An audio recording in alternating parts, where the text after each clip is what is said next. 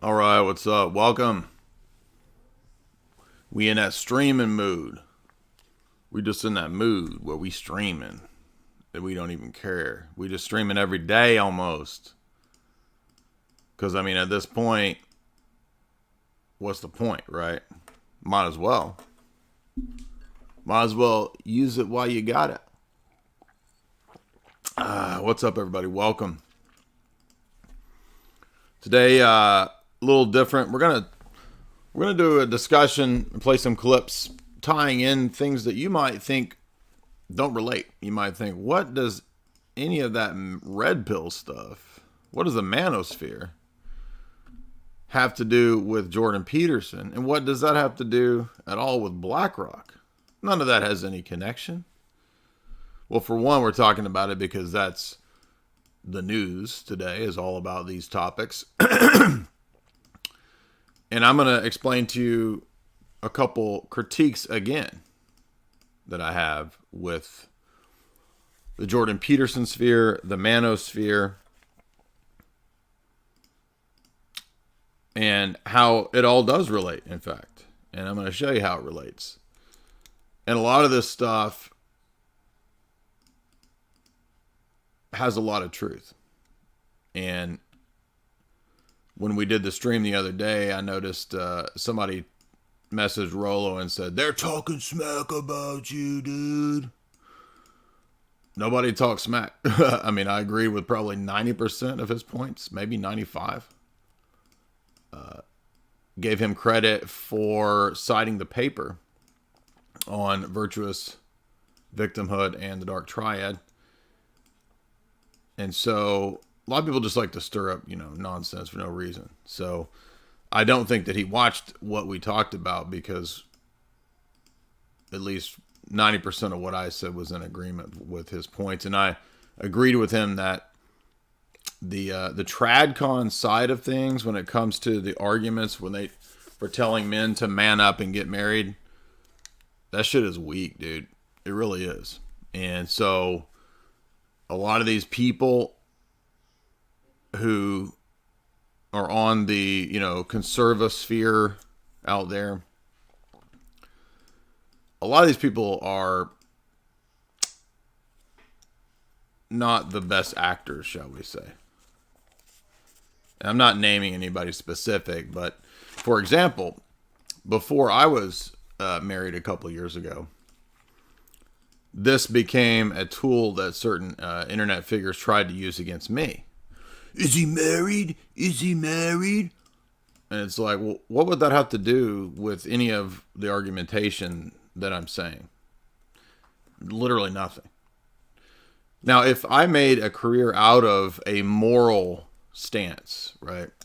If it was all preachy moral stuff where I was up here always trying to do the moral one-upping, which I can't stand, by the way. I don't even like it when people in our sphere of things do this. It just irks me.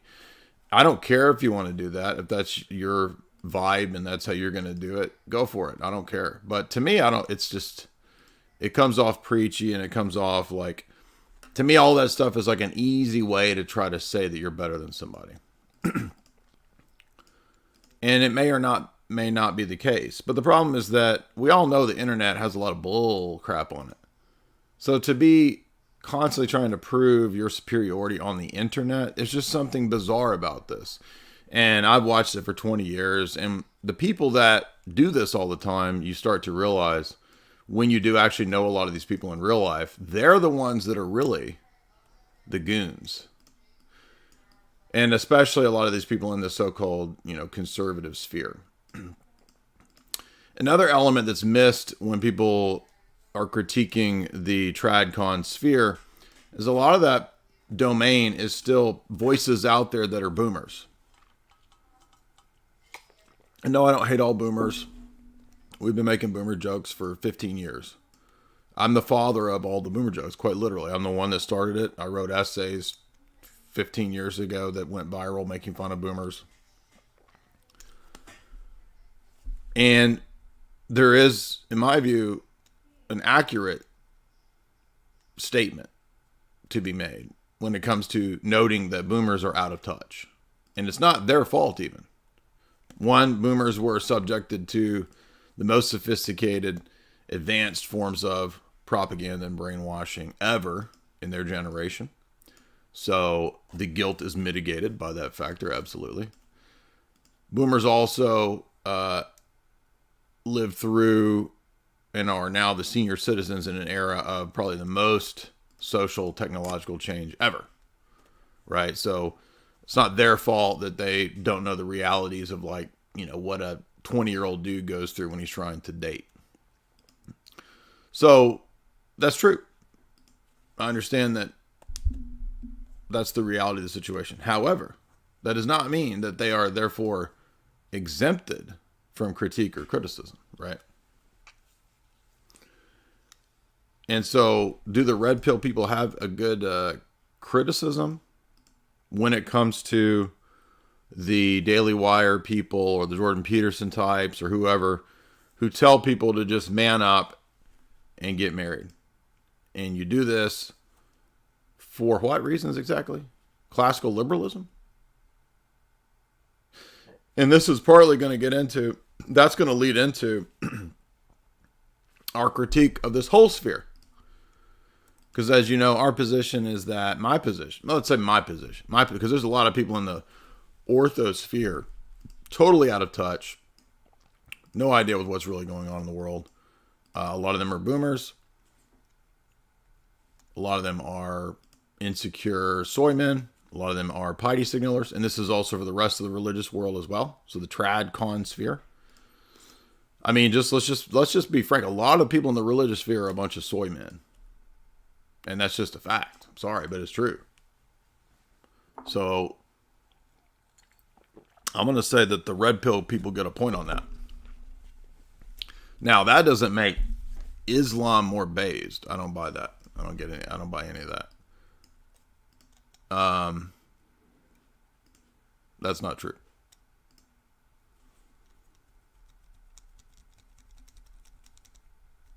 Also, beyond the commonality amongst all of these people, right? Whether we're talking about red pill folk, whether we're talking about the modern tradcon sphere, whether we're talking about Dr. Jordan Peterson, whether we're talking about the other known voices in the orthosphere, the big ones. By the way, I'm talking about individual commentators out there. What's the commonality that all of those people share that we critique, which no one else critiques? Almost no one else. There's a few people out there. What's that commonality? Classical liberalism.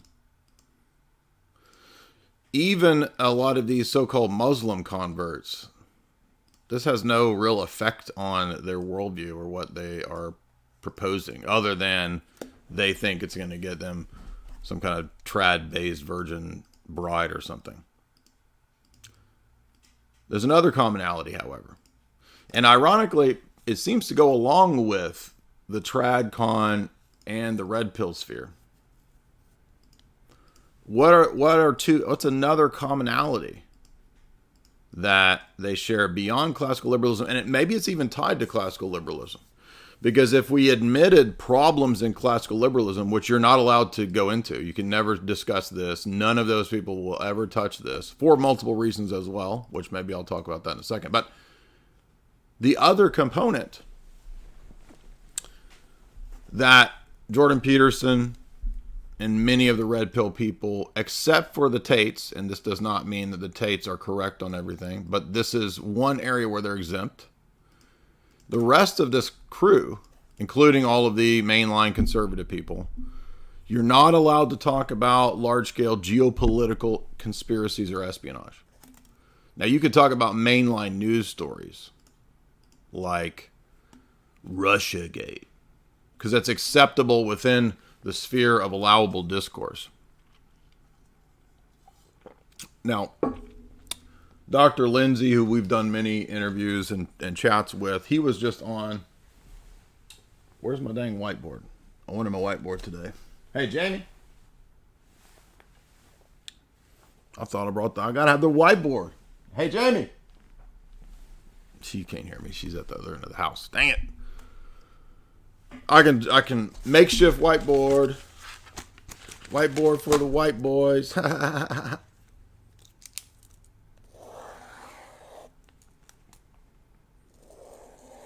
So let's draw our yim yam, our ding dang, our yin along. So here's our yin yang. And we're going to have that represent dialectics. Get low, get low. Yin Lang twins. I'm just joking.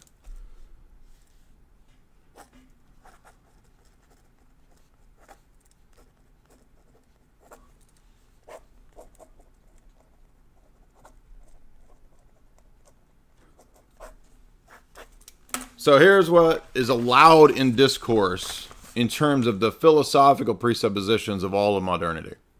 This is the only two places you're allowed to go. Okay? You can be a classical liberal or some form of classical socialist, right? All of the discourse, whether it's the TradCon people or most of the red pill people or whatever, they're stuck in this magic circle of acceptable and allowable discourse. The classical liberal, of course, is those who descend from Adam Smith, David Ricardo, John Locke, and laissez-faire economics, which is not just about the economic sphere.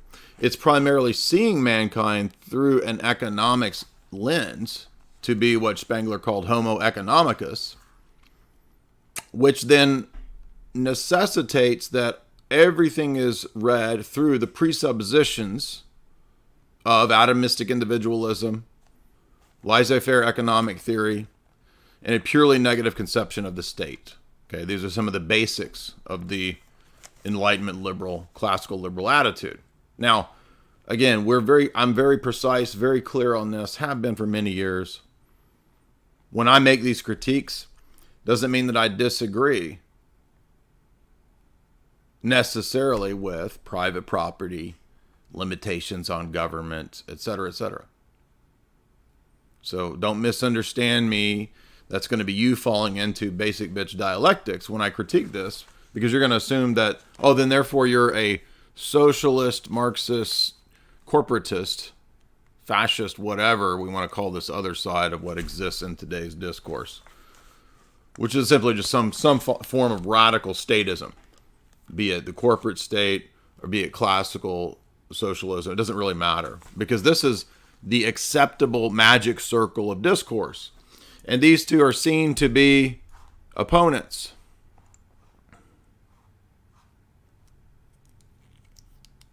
But in reality, as we've posited and shown and demonstrated, it's very easy to demonstrate this. In fact, you go back to the critiques that I did of Jordan Peterson 7 years ago. It's exactly the critique that I made back then.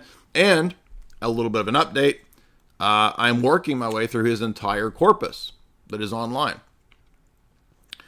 And so there will no longer be any way for anyone to say, oh, you haven't really looked into his teachings. Well, I'm going to be done with the entire course, dog. Okay, I'm multiple hours into the course already. I've got about 10 pages of notes so far. And I'm not saying everything's wrong. I'm very precise, very nuanced, bro. It's charitably nuanced over here, dog. But all of these people, except for the Tate bros just on the issue of geopolitical entanglements and conspiracies and espionage, they will at least give verbal credence to that. Even aside from that, they're still couched within this. You see. They're against this matrix, which is, the system trying to screw you over, keep you down. Okay, yeah, that's true, sure. But in praxis, the solutions that are all given are limited solutions, again, predicated on classical Western liberalism. Now, let's get back to the topic and the subject of the clips here. We're going to go to these clips.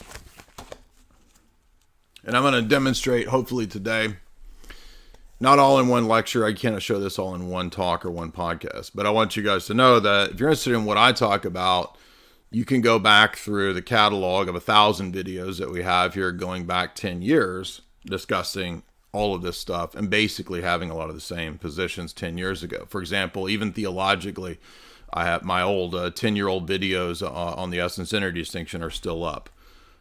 7, 8-year-old videos on, classical ancient metaphysics, Republic, Plato, dialogues, all still up, all still there.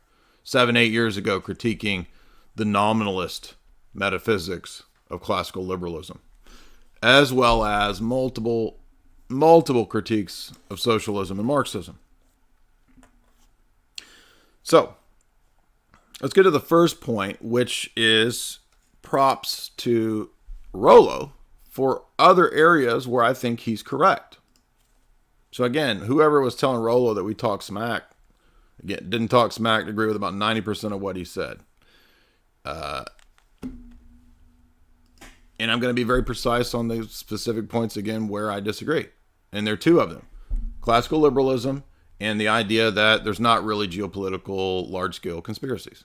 Something that Jordan Peterson, pretty much all these people and the normie tradcon people say, except for the Tate brothers, but I don't really think that there's not a whole lot of depth in terms of the where the Tates take this. It's just sort of like references to the Matrix and stuff, which, yeah, that's kind of true. But I mean, what we do over here is we go into academic depth, lecturing through, we've done at least 60 or 70 writings to the elite. So people, I put that up and that got a lot of views. It got like 2,000 likes on Twitter, which is a lot for my Twitter, where I was listing the text, got about 711 retweets. And then the comments are like, have you lectured through these books on your channel? Yeah, of course. Where do you think? I mean, it's like there's 1,000 videos. Everything is titled. People are so lazy, dude. Go to the channel. It's all there. So let's get to the first point where Rollo's correct on, again, the notions of evolutionary psychology and biology being accurate as descriptors of how women operate. That's all true. We'll talk about that in a minute. That's why we were doing a whole podcast on the virtuous victimhood paper, which I did go and read and made a lot of notes on. We did one whole podcast on it the other day. But there's another important point that he brings up. That's the presupposition. That's the basis for why BlackRock comes into all this. How can Jordan Peterson, BlackRock, Rollo, Red Pill, Tate all be related? Let me show you. So let's play first the type of society that Rollo correctly says is organized when we allow a feminine-based society to organize society. In other words, it's organized around principles of so-called egalitarianism and, quote, fairness, subjective feelings, etc., etc., etc. Those are all characteristics of a female-based society. So here's some of his points. Women don't think that way. They think that if you don't have something, it's because you are the victim of some sort of endemic sexism or oppression or whatever the fuck it is. And all the way on down to our divorce laws, to our child support laws, to the Duluth model of feminism, all that stuff. It's always the man's fault. It's the male anger bias.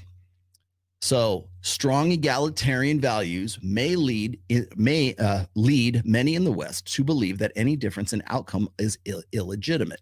So it's not enough to have equality of outcome. It is that if somebody has something else and there's an imbalance, a reciprocal imbalance right there, it's because it's illegitimate.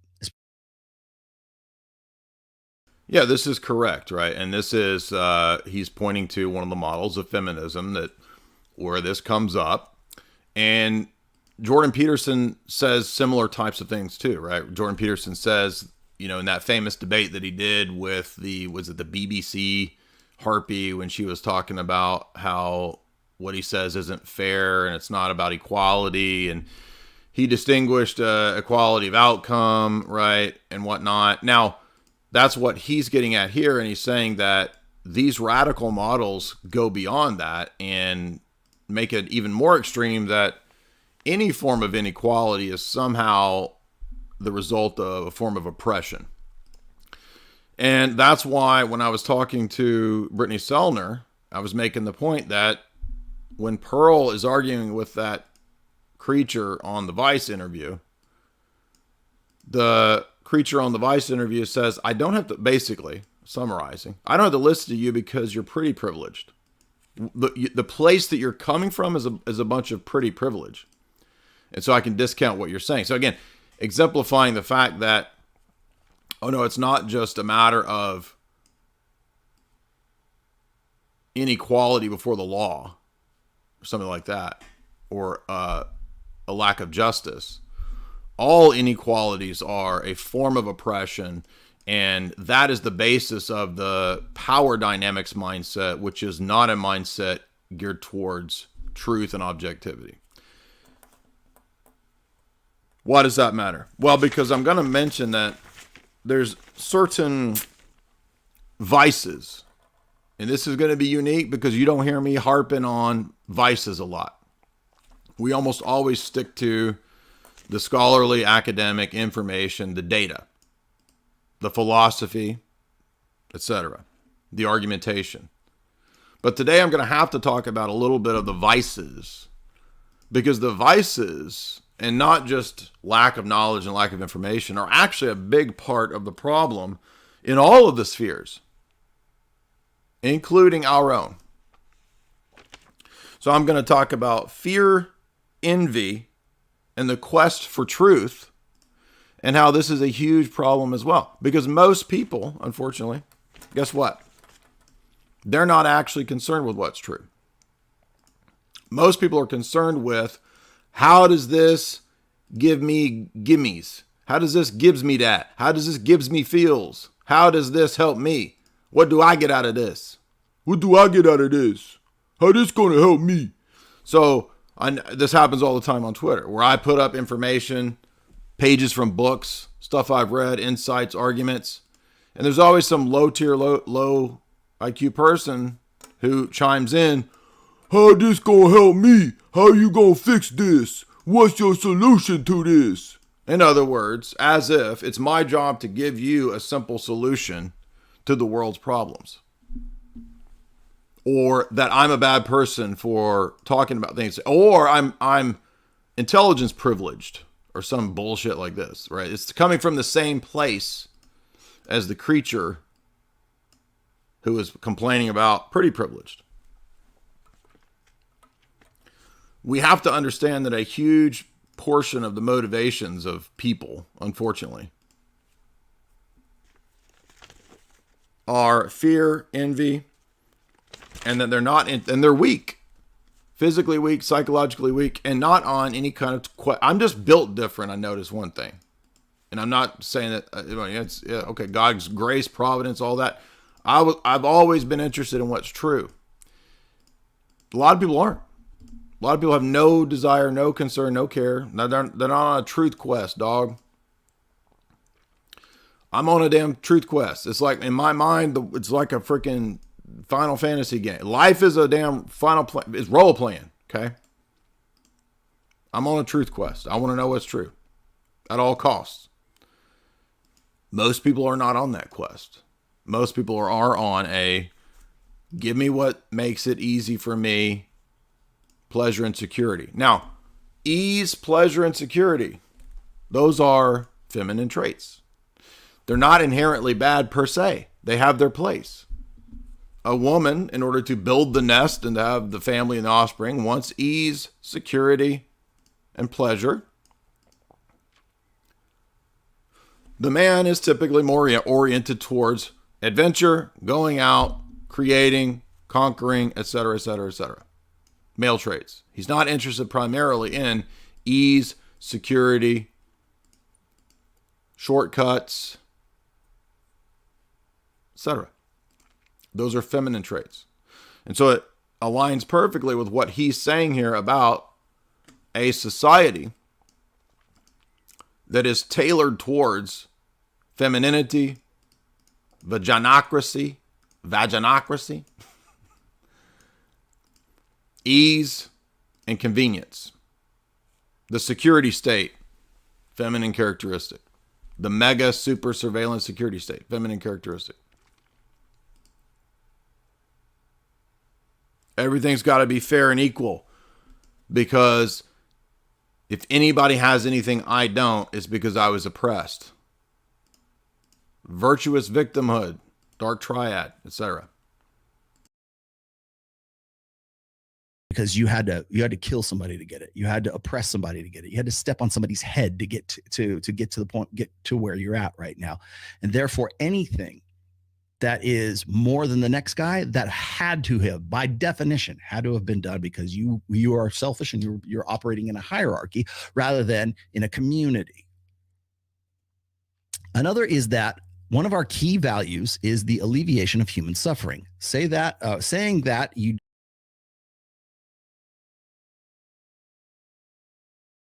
This is a really important point too, because have you noticed that?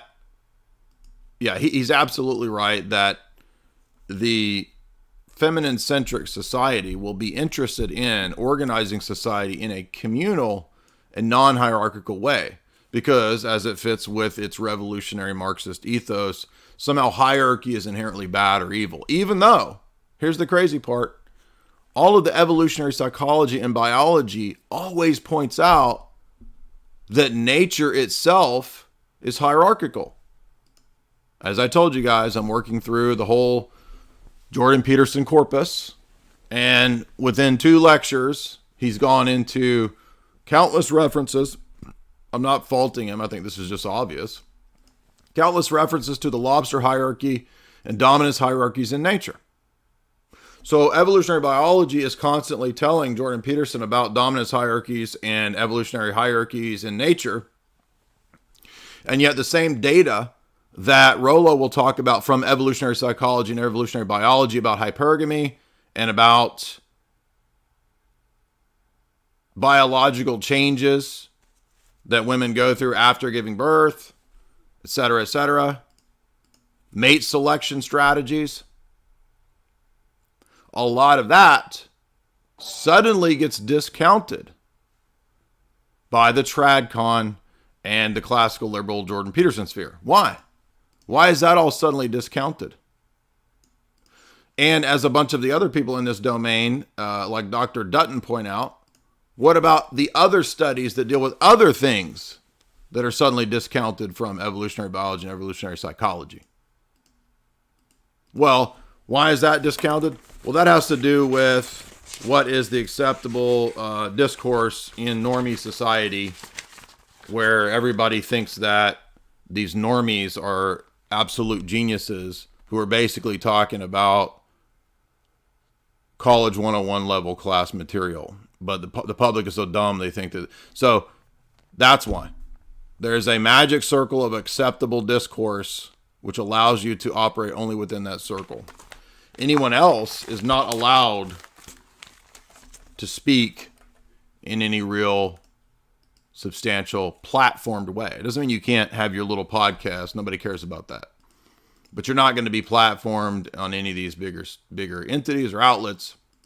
And that's why props to Lord Voldemort for at least, allowing people like myself to be platformed, right?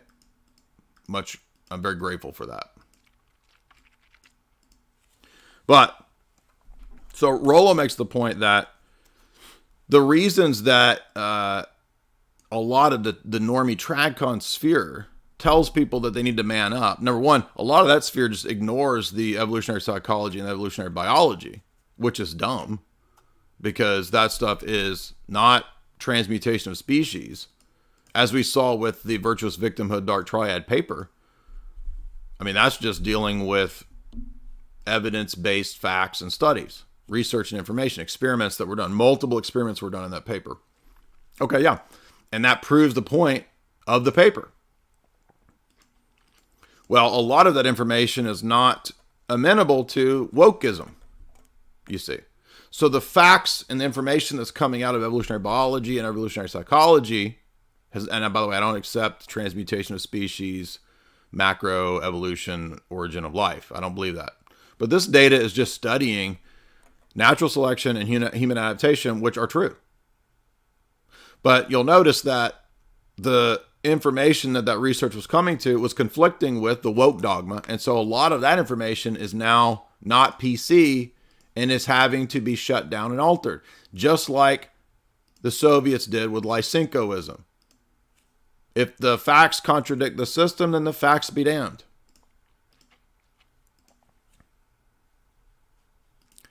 So I just think it's funny that Rollo has a point that if you're going to turn to evolutionary psychology, evolutionary biology, as Jordan Peterson does all the time, and I think he doesn't even have published papers in this domain,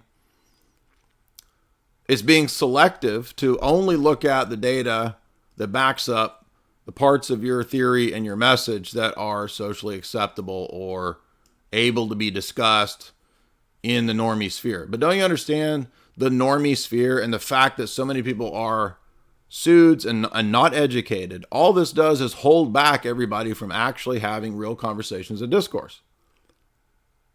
Because there is now this power in the public sphere to shut anybody down or deplatform or whatever. Anyone that publishes or gets information out or has a discussion that conflicts with the dogma. Now, those of us in the quote conspiracy world, the geopolitical espionage world, I'm just going to start calling it the geopolitical espionage world, because nobody can honestly say that there's no such thing as geopolitical espionage. Okay, maybe you want to say there's no conspiracies. All right, well, you're talking about Tari and all this crap. I'll agree with you. Those are dumb conspiracies. But you're going to tell me that there's not a Council on Foreign Relations? You're going to tell me there's not 100 plus think tanks sitting around right now writing white papers on how to destroy and reorganize societies? Yeah, there are. And I've lectured through all those books. So Rollo is a big fan of going to the data, which is great. In fact, he lists right here. This woman,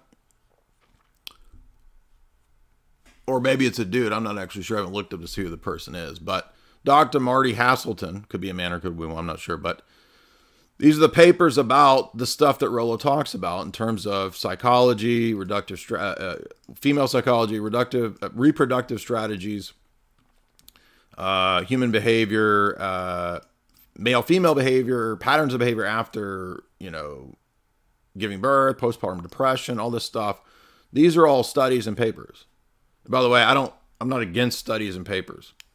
We critique scientism because scientism gives you the impression that data gives you metaphysical is and oughts and gives you meaning, gives you presuppositional category. Data doesn't give you any of that.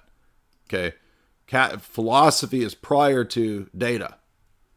There's a problem in philosophy, for example, which is known as the underdetermination of data problem. It's a problem in epistemology. What does that mean? That means that mountains of data don't tell you the right system by which to interpret the data. In fact, you can have a lot of data that two different rival theories can properly interpret. So how do you know which one's correct? You don't prima facie, you see. It's called the underdetermination of data problem. So the critique that I have, again, is that a lot of these people, number one, they're in the modern socialist dialectic. Classical liberalism versus modern socialist Marxist dialectic. Like, those are the only two options. Everything is conditioned on some form of classical liberalism or Enlightenment philosophy. And by the way, Marxism, socialism are products also of the Enlightenment. And on top of that, most of these people in this sphere, this is not their fault. I'm not faulting any of these people, including, I'm not faulting Dr. Jordan Peterson. But a lot of these people also don't know philosophy. So they don't actually realize, particularly as I'm going through the Peterson lectures, which I'll get into more of this when I do more in detail dissections of Peterson's approach and argumentation and psychoanalysis and all that, is that he doesn't realize when he's using a lot of philosophy and when he's bordering on the domains of philosophy.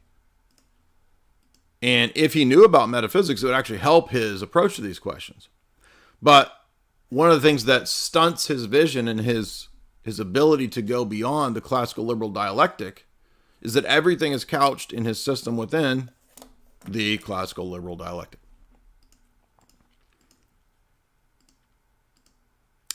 So here is Rollo's link to these papers. And here are these. This is a lot of information here and good stuff.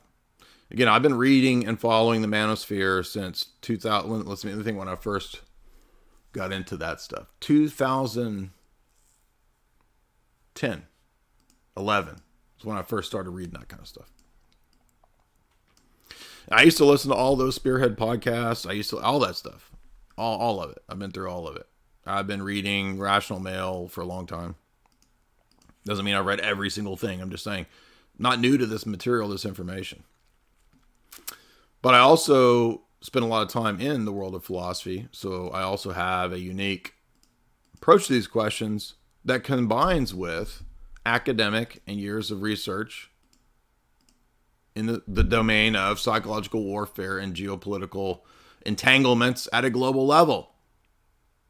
Hence why I put up the reading list of, that wasn't, somebody said, where did you get this list of 45 books? You left off so many books. That was an introductory list, bro. I said that in the tweet.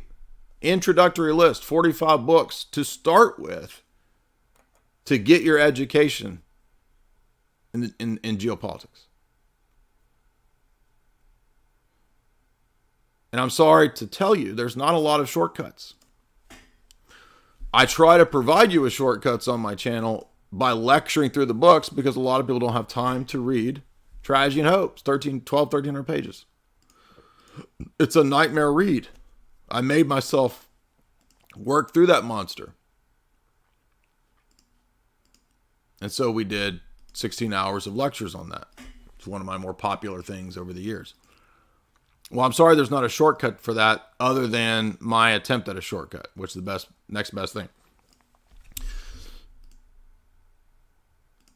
Let's go to more of his arguments here. Don't have as much as others, and that others are suffering for it, can be a shrewd way of to obtain material resources. The researchers examined victim signaling, which they define as a public intentional expression of one's disadvantage, suffering, oppression, or personal limitations. Does that sound anything like the confession we just heard out there in the forest? They also examined virtue signaling, defined as symbolic demonstrations that can lead observers to make favorable inferences about the signaler's moral character. Women are more interested in morality and judgment. That's why they say, don't judge me. I would never judge you. This is a great point here. Why is it that women are more interested in how a person makes them feel and judgments based on ethics and morality versus judgments based on what the arguments actually are? That's because it's a simpler approach. It's a less taxing and less academic approach. It's a more emotive approach. And that's why you see so many of the religious soy men do the exact same thing. They would rather say why you're a bad person. Let me dig up dirt on you, like that guy that called in yesterday, right? That's a feminine, passive-aggressive, easier way to try to discredit somebody by saying, oh, they're a bad person, they're immoral, and I'm better than them. That's virtuous victim virtue signaling. And he's talking about the paper that we covered. And this is so crucial because when you understand this, this will explain a lot of what's going on in your life. This will explain why a lot of people don't listen to your arguments, as well as all the other stuff that we're going to talk about today, which is fear, envy, and that most people are not on a truth quest. Many of the people in our spheres are on a truth quest, and they find themselves at radical variance with all the other people in their lives who are not on truth quests. And they butt heads, and they have a hard time. Why is that? Because most people, unfortunately, are interested in, how does this help me? How does this make it easier for me as a shortcut? They're not interested in what's true and false. Just like the guy that called in wasn't interested in what's true or false. For him, it was just like the social justice warriors and the leftists, it was an attempt to try to display power dynamics of how I'm morally better than you. And because you're a morally bad person, what you say is wrong. That's called a fallacy. as we all know, almost everybody operates on the basis of moral, or excuse me, on the basis of informal fallacies. They think arguing and debating is demonstrating rhetorical skills, demonstrating, jokes. I mean, all those things can be used, but that's not what a debate is. Debate is not reducible to jokes and rhetoric. Debate is not reducible to displaying how you're morally superior to someone. In fact, that's a signal of a lack of debate skills. It's a signaling of you don't actually have anything to back up what you're saying. But there's an insecurity in you that makes you feel like you will feel better about yourselves and your positions if you can make the other person look morally bad or morally deficient. And that's why I always just say, okay, fine, I'm Judas. I'm Jeffrey Badonkadonk. I'm eating butts at night. Literally, I mean like killing people and eating their butts. Butt steaks, human butt steaks at night. I'm the worst person ever. Let's move past that. Now tell me about why the arguments are false, you see.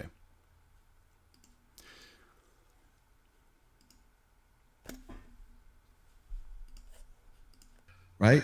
There's never any objective measure for behavior when it comes to women. It's always about you're being judgmental. It's the culture of X, whatever it is, because I'm oppressed by whatever this outside force.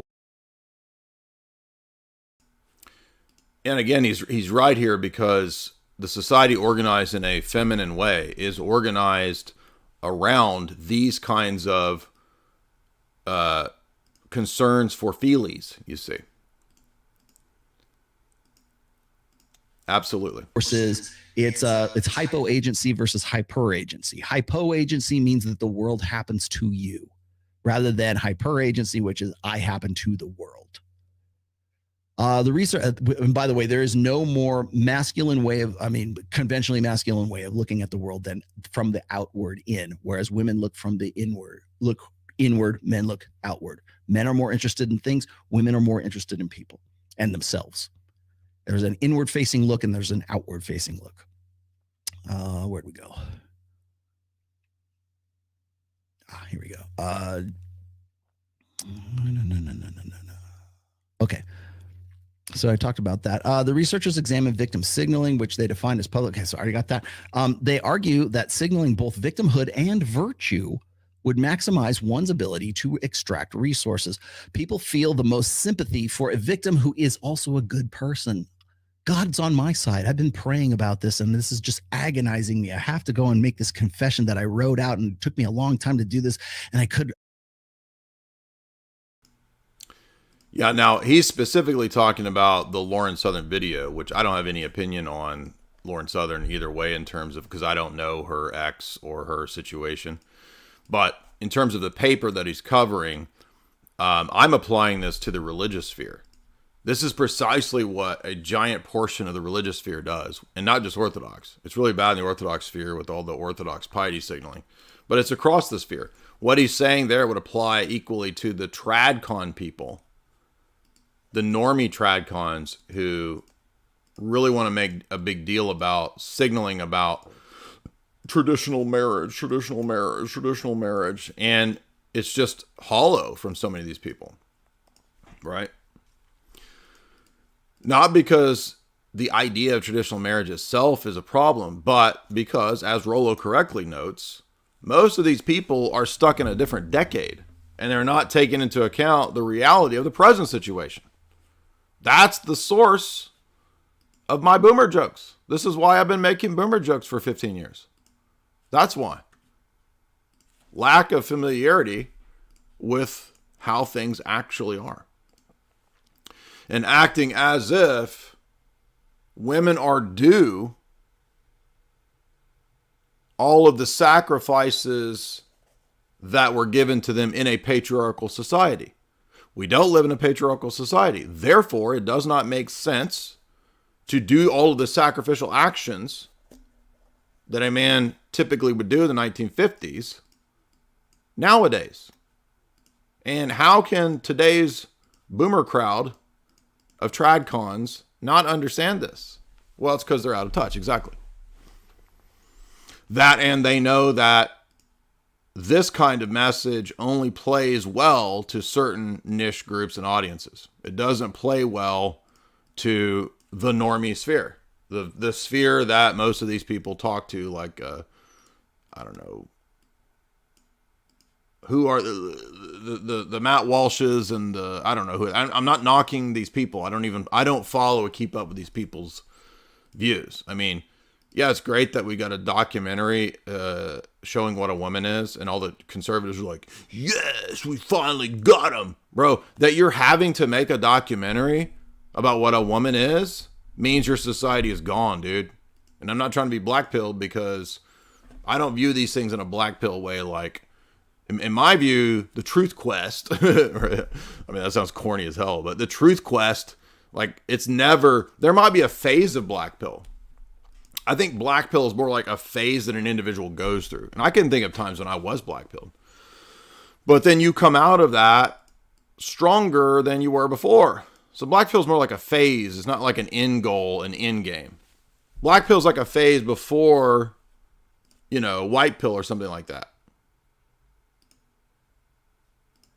I went through so many different videos here, and I cried the first two or three times. Really, I was crying, guys, before I did this. So, please sympathize with me. The researchers developed a victim signaling scale ranging from 1 equaling not at all to 5 as always. It asks how often people engage in certain activities. These include, and I quote, disclosed that I don't feel accepted in society because of my identity, and, quote, expressed how people like me are underrepresented in the media and leadership. They found that victim signaling scores highly correlated with dark triad scores. I'm going to argue right now that more women have dark triad personalities, according to this definition, than men do at this. Now, this is an important point, because he's arguing that, given the logic of the paper that we've been talking about for the last few days, the culture and society that allows for virtuous victimhood to give you social status and increase your social status, right, is correlated with a more feminine society, because, as he's noting, the people who have the dark triad traits are the ones who were more proficient, cunning, and constantly did the virtuous victimhood signaling. So this is not just virtue signaling. We all know that people virtue signal and leftists love to virtue. No, this is another level where there is a certain niche of the population who has figured out that in Western equalitarian society, you can actually extract resources, not just money, but all of resources, plural, through not just virtue signaling, but virtuous victimhood status signaling. The more you do it, the more effective you are at it, the more you can extract resources. And this would apply also then to, for example, the majority of the women who often are now in the West, the initiators of divorce. That would apply, right? Why? The dark triad traits are present there for this. Narcissism, Machiavellianism, psychopathy. And that's exactly what he's talking about, because it's exactly the type of society we're talking about. Stage. According to this definition, or this, however they're rejiggering this thing here, I would argue that women have, by victim signaling, if you're gonna conflate, or you're gonna like equal victim signaling and virtue signaling together. Yes, you got it, bro. Sub-Zero in the chat, you got it. Sub-Zero 49, he nailed it. Why did he nail it? He says producers versus consumers. Because what is a feminine society from this economic transaction perspective going to be like? Consumer. You got it, buddy. Exactly. So all of the principles that he's talking about in terms of the feminine organized society. And by the way, remember, I was doing talks years ago. I remember, so it was like 10 years ago, maybe 12 years ago. I watched a TED Talk that popped up one day, and it was about, let's try to find this. The TED Talk about we need women CEOs across the board, and all women need to lean in and become CEOs. Let's see if we can find that. And I'm pretty sure it was like lean in or some bullshit like this. Lean in, women, CEOs. All these stupid empowerment terms. It's so corny, dude. Ooh, here it is. I found it. This is it. This is it. 12 years ago. 12 years ago. So I was just getting deeply into, I can date it for you, all the red pill manosphere stuff when this was coming out. Because when this came out is right when I was reading a bunch of this stuff. I'm not going to play this because I'm sure they'll try to like clip it or they'll try to copyright or whatever. We have too few women leaders. Are you kidding me? The whole damn society is organized in this way. But now remember, this is now probably almost 13 years ago, right? Check this out. So here, if you want to go watch this horrible speech, you can go watch it right there. But this was symbolic, you could say, of a time period when, and this is right when some book came out about leaning in. Remember that? About how women need to lean in, meaning they need to take the masculine patriarchal roles in society. Take them over right now. Get in the job market, become the CEOs, get your law degree, blah, blah, blah, blah, blah, blah, blah. Now, I'm not like one of these super extremist type people who thinks that a woman can never, ever do media or whatever. We have a lot of friends and female voices that do good media work. So I think that's kind of silly. It's just not realistic to act like all women who talk in media are therefore bad. But come on, right? I mean, this is crazy level where she gives this talk saying that is basically saying, do not have babies, become a career woman. Is what this talks about. And then society will be nicer and fairer. It'll be more fairer.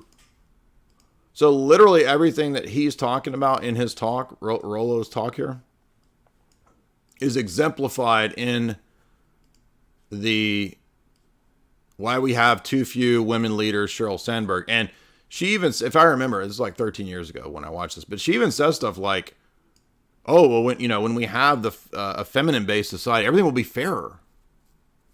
Fairer? Okay, so there's never been queens in history that went to war? I mean, like Elizabeth, Bloody Mary? I mean, what are you talking about? Everything's going to be fairer and nicer. By the way, this is a strategy. This is another point where I take issue with all these red pill people. Because I've read a lot of these Tavistock documents. I've read a lot of these white papers by the power elite.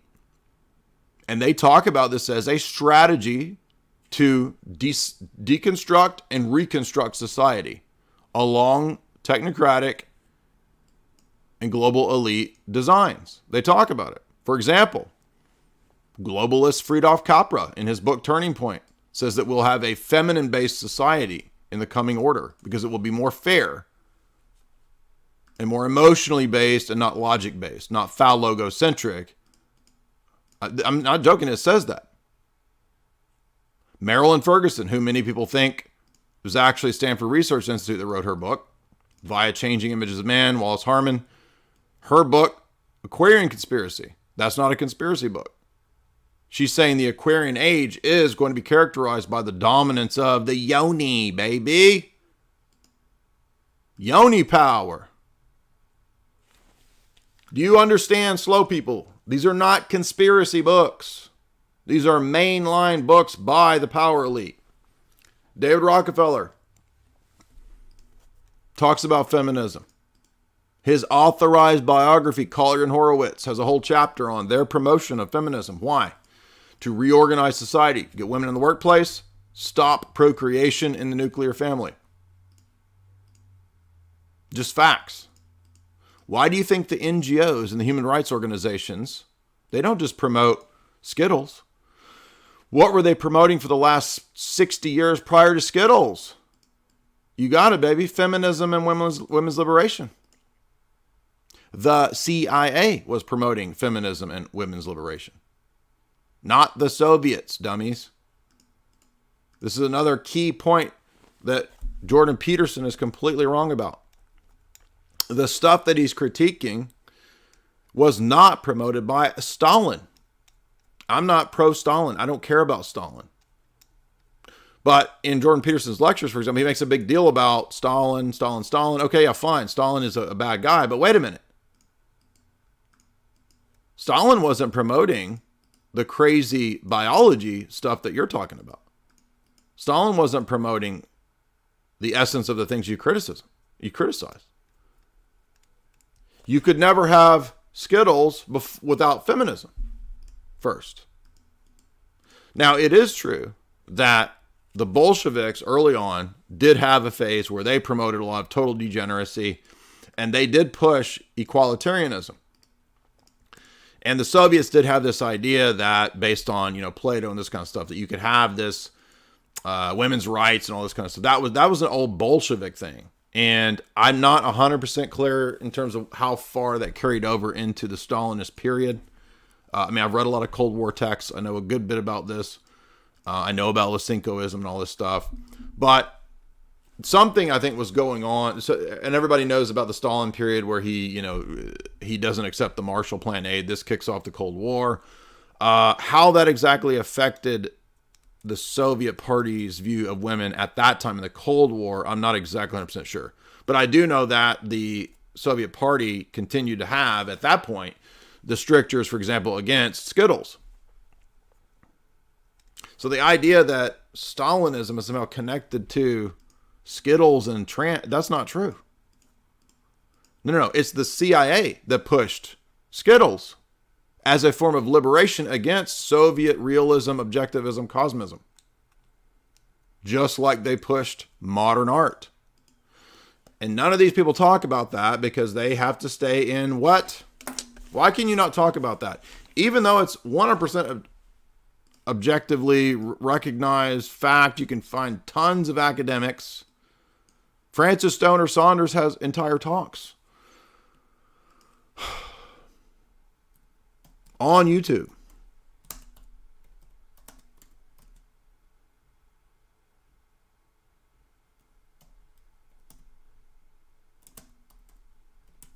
Well, let's get into the academic literature.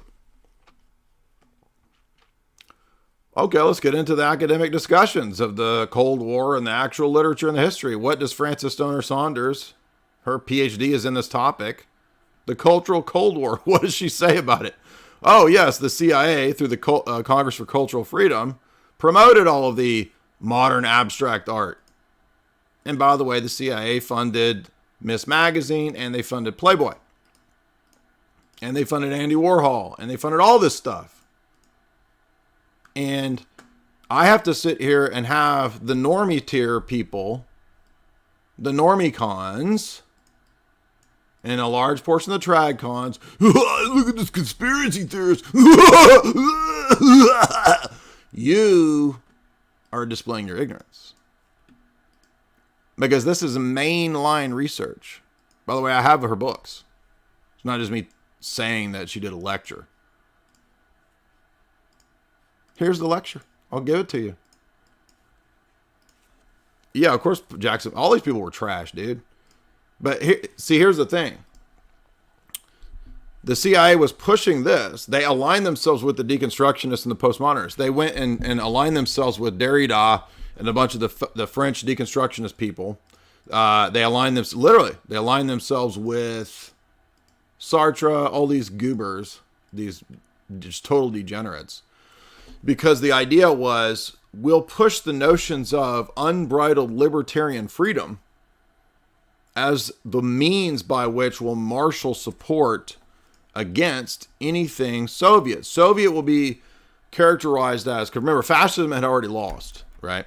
So the Cold War is about the ideological, primarily. I know it's the arms race and mutual assured destruction. I know about all that, but I'm saying the ideological point of a lot of the Cold War was, we will experiment with postmodernism as a CIA technique against Soviet realism. and it ends up working. But postmodernism is not primarily a Soviet thing. Soviets were against postmodernism. And I don't know where Jordan Peterson has ever gotten the idea that Soviets somehow connect to postmodernism.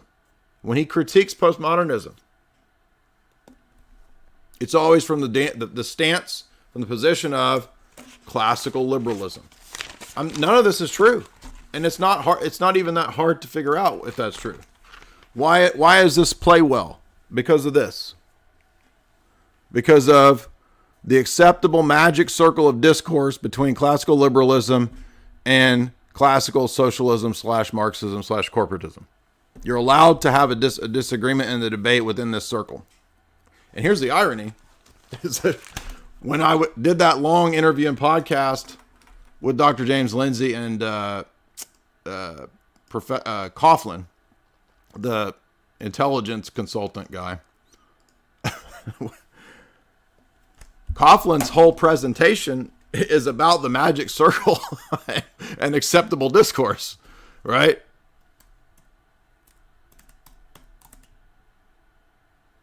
By the way, I'm not knocking Lindsay. I'm just saying that was a big part of that discussion was this right here. Okay. So if you haven't watched this discussion, it's a 3-hour podcast we did. And a lot of people say, oh, that's my favorite podcast you ever did. Well, did you hear my points in that podcast? And I thought it was a great discussion. Because there's a lot of overlap, but also we had a constructive areas of disagreement in the podcast as well. And nobody fought. I mean, everybody was civil. It wasn't a debate. It was a conversation. Christianism. If Christianism is true, Christianity? What is Christianism? I would say go listen to this if you want a good discussion on dialectics and the limitations of where you can and can't go. Anyway, let's get back to this. As a dark triad, as an indicator of dark triad, I would argue in that case that there are more women in that under that definition than there are men. Men are not allowed to be victims. We're not allowed to have standards. We're not ever allowed to complain about it because we're men and we have every advantage. And men are the beginning and the end of all the world's problems, right? So they found that victim signaling scores highly correlated with dark triad scores. R equals 0.35. Now remember, a full one is a perfect score. This association held after controlling for gender, ethnicity, income, and other factors that might make people vulnerable to mistreatment. Participants also completed a questionnaire that measured virtue signaling. I'm not sure how they do that. They rated the extent to which they agree and disagree with the statements about moral traits like being fair, compassionate, and honest. A sample statement is, I often buy products that communicate the fact that I have these characteristics. You could even preempt that by saying, you've been praying really hard about this, and it's your sort of your forced confessions. They also found that virtue signaling was significantly correlated with dark triad scores. In this case, it was R equals 1.8. They replicated 0.18, I should say, not 1.8.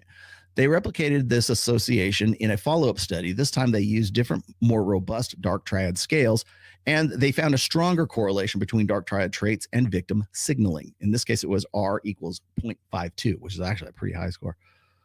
The researchers also found that victim signaling negatively correlated with honesty and humility.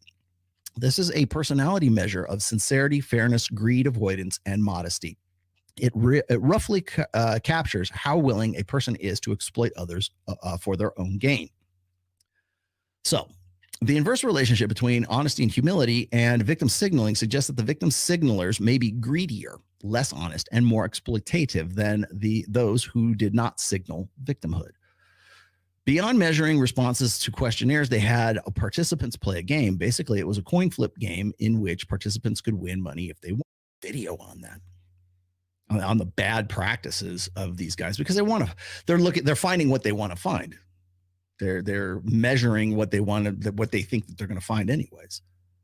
It's bad. It's bad psychology. It's bad statistics. It's bad research. It's bad methodology to pay these guys, particularly these are, well, they pay subjects all the time. Yeah, not online.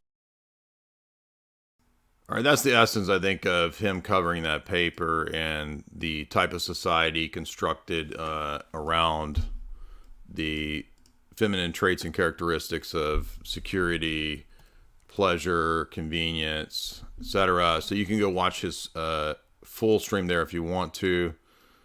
And I'm going to start moving into, well, how do we then get to our point about two areas of commonality where all of the people that I'm critiquing fail.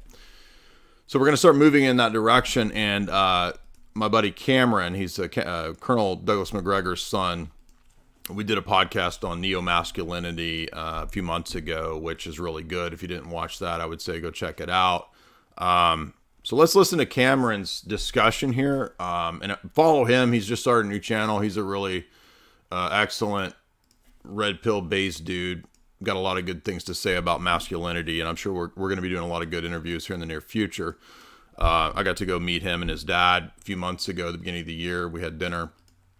Really respect Colonel McGregor and Cameron. So let's listen to what he argues here, and I want to show you how this is going to transition into the Manosphere, the red pill sphere. A lot of these people have stuff to offer. Even the TradCon people have stuff to offer. But we're going to start noticing the commonalities of their blind spots. And I think I'm going to show you the blind spots are that there are large-scale geopolitical espionage conspiracies. And classical liberalism is not enough. And what almost all the TradCons and all these people want to do is just throw more classical liberalism at the problem. Oh, we have giant problems. More liberalism. More classical liberalism. More classical liberalism. More weenie conservatism within classical liberalism. And nobody addresses the fact maybe classical liberalism is part of the problem.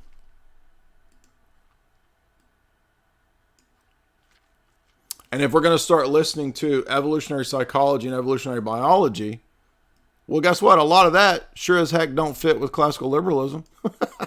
And it sure as heck is contrary to wokeism. All right, so let's, I'm going to play some of this.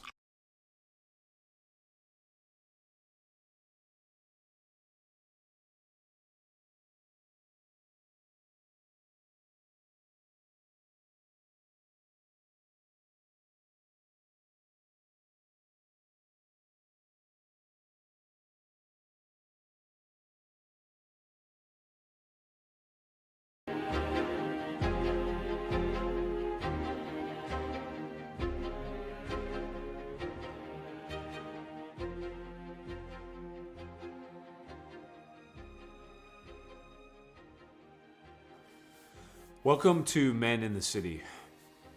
In this video, we're going to talk about why men fell. How did that happen? How did men fall? How did that demotion occur? Well, that's what we're going to talk about today. Is that better? Chinese philosopher Does it sound working? Lao Tzu, and Lao Tzu said that nature takes its time, but everything is accomplished. And in this context, that means that things that we're experiencing today, whether it's the breakdown of marriage, or it's the rise of unemployment, or it's friction between the genders, or it's socioeconomic inequality, whatever, they have been a long time coming. And when I say long time coming, I don't mean a decade. I mean multiple decades. And really the fulcrum point around which so many things changed was the 1960s. So in the 1960s, there were two critical changes. You might say they were cultural antecedents that began the ball spinning in the wrong direction. And in the context of men and women, they were birth control and second wave feminism. Birth control decoupled sex from marriage in ways that I don't think many people even today properly understand. Now, it is the case that Jordan Peterson and Rollo Tomasi and many people like that talk about the consequences of birth control. and they're quite right to do so. But at a very basic level, birth control allowed women to choose short-term casual sexual partners that had nothing to do with long-term commitment. And since women are the sexual selectors, that completely reshuffled the sexual marketplace in ways that we're still living with today. That happened in the 1960s. What also happened in the 1960s was the rise of second-wave feminism. And second-wave feminism decoupled femininity from marriage. In fact, it claimed, more or less, that marriage and motherhood were disempowering to women, that they were, in some respects, constraining or oppressive to women, and that the patriarchy had convinced or conveyed to women that marriage and motherhood were essential in order to oppress them. These very destructive ideas have compelled women to act against their nature, to deny the very things that give them power, like motherhood, like fertility, and ultimately the union that is marriage. In addition to those cultural antecedents, men have experienced a consistent decline of socioeconomic power. Now, a lot of that started in the 1980s because during the 1980s, the country's economic structure completely changed. So manufacturing jobs went overseas. The financialization of the economy really began, meaning to get that house, to get that car, to get that college degree, you borrowed money. You didn't pay for it out of pocket anymore, which really meant that your life was borrowed. It was an artificial construct of sorts that you leverage credit to finance. That culture persists to this very day. In addition to that, we had various political antecedents. The most recent, of course, that we're all dealing with today is wokeism. And what wokeism has advocated is the decoupling of men or masculinity from leadership. So if you add these 2 or 3 different categories, this cultural antecedents, political antecedents, and socioeconomic antecedents, men have fallen through this crack in which they're disempowered at work. They don't have the jobs that they used to have. They don't have the socioeconomic power they used to have. At the same time, women are more empowered in many respects because they have more money, they're more active at university, they go into the corporate sector and so forth. Women are weaponized against men because of wokeism. Because wokeism teaches women that men are a threat, and that if men are being masculine, if we're being leaders, that somehow is oppressive to women. This smorgasbord has created a cocktail of constraint, of limitation, of frustration in the psyches of men, who in many respects deny that some of these changes have occurred.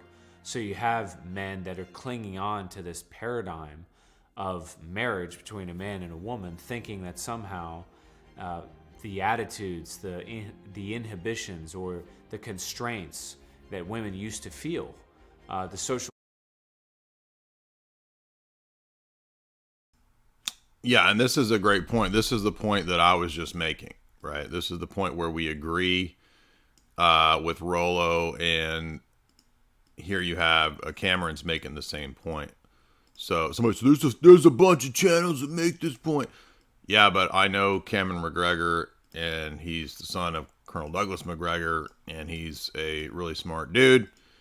And if you go listen to our interview, it's a really good interview. So he just started a new channel, and the fact that he's talking about information that other channels have talked about is irrelevant, because I'm telling you that he's a good person to listen to. So that's part of the reason that I'm playing this and promoting his video. Sanctions against cheating or against mate switching or whatever you want to call it are still there. And unfortunately, they're gone, which is in part why marriage today as an institution has completely fallen apart. For younger... Yeah, and this is the point that boomers do not get.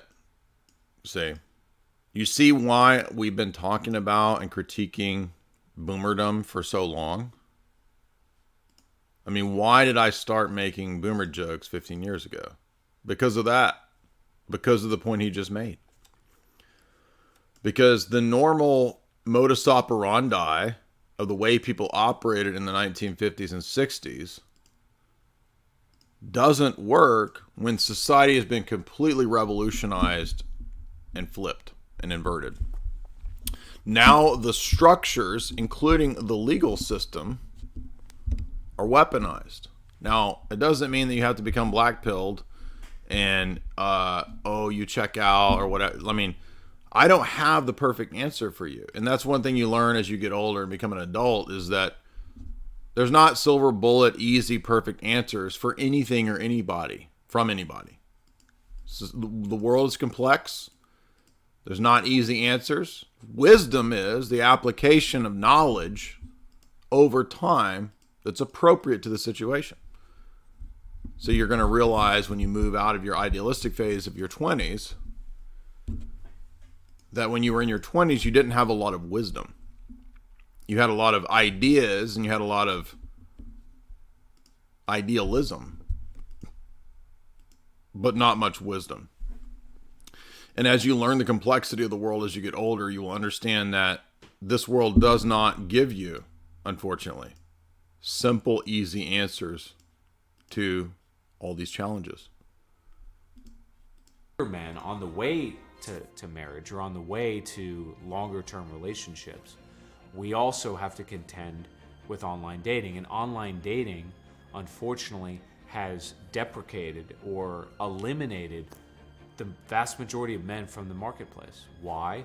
Because the vast majority of men in the dating marketplace don't have much in the way of income, or at least they're not in the top 10 or 20%. They don't have a certain mentality that accepts some of these nuanced dynamics. You know, these you might say core principles of attraction in a world in which the legacy order just doesn't exist anymore. Specifically, what I mean is that because sex and marriage are decoupled, the old ways of attracting a woman are gone. The old ways used to be having a stable job, being a good person, having a character that was in good standing in the community. Those things don't carry the weight that they used to carry. They simply don't. And this is where trad cons are diluted, right? Cameron is making the same point that Rollo had made, which is that in the world of the internet sphere and media and the ever prevalent internet, the fact that you have a good community, local relationship, a stable job, and that you can provide and protect and parent doesn't mean a whole lot anymore, you see. And to continue to act like the norms of the 1950s are just all you need is not taking into account how radically things have changed. I mean, we are on the verge of total dystopian technocracy. They're talking about global CBDCs. And totally deluded boomers are over here talking about manning up, go get a job, lazy man. I mean, it's like, what planet are you on? Totally divorced from what's really going on. And this is where the normie sphere, the trad cons and the Jordan Petersons, wait a minute, you've been saying that there's no conspiracies for the last several years. When the biggest nonsense the last 3 years is in everybody's face, and all the people saying that there were no conspiracies are all completely dead wrong, and we are all proven correct. But now we're supposed to listen to you still as if this is 1950 and it's time to man up, bucko. And this applies, the reason I resonate with this, because so many people in the religious world are also completely oblivious to the reality of the geopolitical situation that we're in. The people who deride, quote, conspiracies, they don't know anything about geopolitics and espionage. Admittedly, they've not read the text. Admittedly, half those people will even admit that they've never listened to anything I say, but they've heard I'm a conspiracy theorist. What? So it's even dumber than I expected. I expected, they would at least have some kind of academic retort. No, they don't know anything. Because they're in delusion world. They're in another reality that is not this reality. And that's going to tie into my next point, which is that the red pill sphere, at least insofar as they're interested in the academic studies of evolutionary psychology and biology, they are hitting on more truths on this point because they are not resting on abstract ideals of the past. They're looking at actual hard data and the praxis of what's going on right now, not what we're supposed to be living in terms of leave it to Beaver, these ideals. No, what's the actual reality of what's going on right now? Think about how out of the, so as the world and the scientism realm, I should say, is saying that you can be anything you want to be. You can identify and change and convert, transmutate into anything you want. The normie tradcons are like, let's just give them more liberalism and 1950s and man up and get married. More classical liberalism, more classical liberalism, more classical liberalism, and we'll defeat the liberals. Yay! Let's make more documentaries on what a woman is. Let's have a documentary on what a man is. Dude, if you're having to make documentaries on that, it's you're way past that. It's like we're in the crazy dimension, dude. We're in another. It's like we're in sci-fi world. We're not in 1950s world. And a lot of these people are so out of touch too. They think you actually can resurrect the 1950s somehow.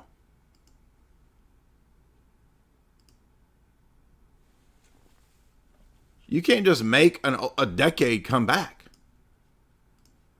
We might have a new form, and that's one thing that Cameron talks about, which is that we're not going to be able to resurrect something from the past.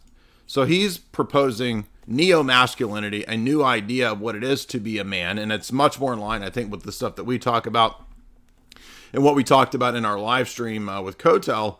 And one of those great points that was brought up that he mentioned was something like honor. Hello, what about honor? Okay, that's a classically masculine trait or virtue. I don't hear any of these people talking about it, really. Maybe some of the tradcon, I'm not talking about Cameron, I'm talking about the red pill sphere. Maybe some of the tradcon sphere talks about that. But one of the things that's a characteristic of honor, for example, would be not engaging in dialogue or these issues from the vantage point of the virtuous victim signaling dark triad scumbaggery, you see. Not coming from the vantage point of envy and fear and, oh, I don't have to listen to what you say because I've decided that you're a bad person and here's some dirt from 10 years ago about you. I mean, that's just the weakest, most feminine soy approach to things. And it's just total scumbaggery, like that guy from last night. Because of online dating. In an online dating format, those variables are vaporized. They're deprecated. They're eliminated, or in some sense, they just are marginalized to the point of irrelevance, because what matters more are looks and height and income and all of these superficial metrics that define a higher value person. Deep in the psyche of men and women, I think there's an awareness that this has created a massive imbalance, that women are unhappy. They don't really want to chase that top 10 or 20%. They recognize that that's toxic, at least intuitively. And at the same time, men who are falling out of the dating marketplace recognize that these imbalances make it virtually impossible for them. In terms of the tendency of women to chase that top 10%, I think that they do and they don't. There's probably an internal conflict because they're drawn to that due to hypergamy. They're drawn to that due to mate selection strategies and whatnot in their biology. But at the same time, they realize that there's a lot of difficulty there. They're probably going to get played, this kind of stuff. So there's a lot of pain that comes along with it. But I think that they're probably conflicted. So I'm not sure that I would say they don't want to engage in that. They do and they don't, right? And this is going to be kind of characteristic of men and women having their own temptations, right? Women will have the temptation to chase that elusive 6-figure, 6-foot, 6-pack guy that they think will, pay for all their sauna bullshit or whatever. But they're probably going to get played, right?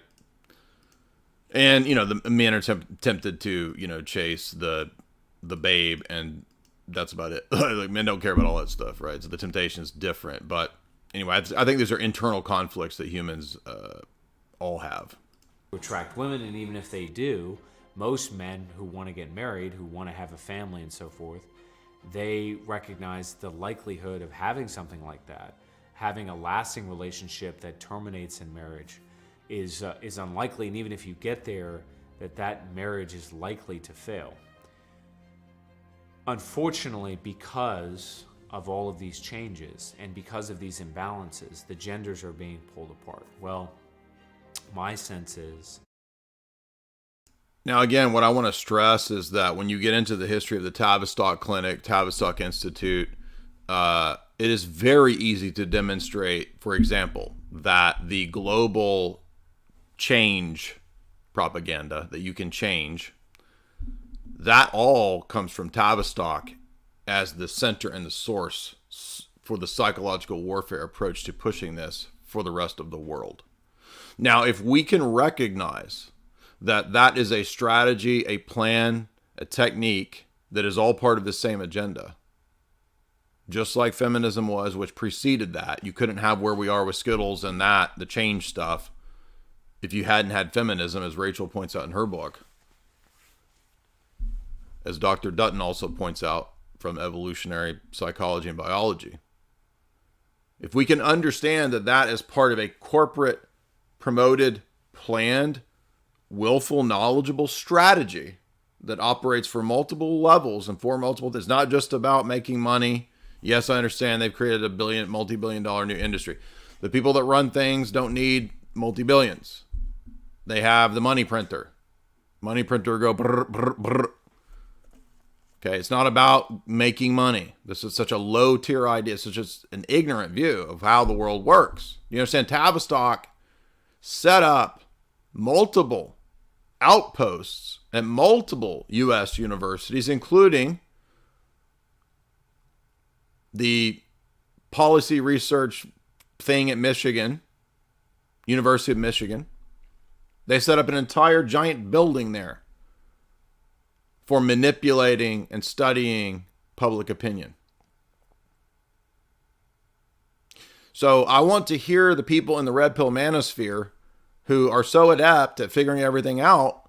Why can't they figure out Tavistock and its role, as well as the other institutes, think tanks, and NGOs in steering and controlling public opinion and changing the West into what it is?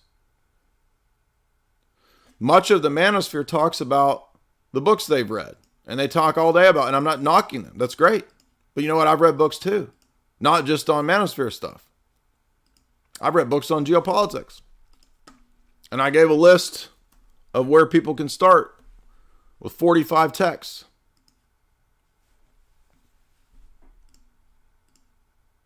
And they're not conspiracy books.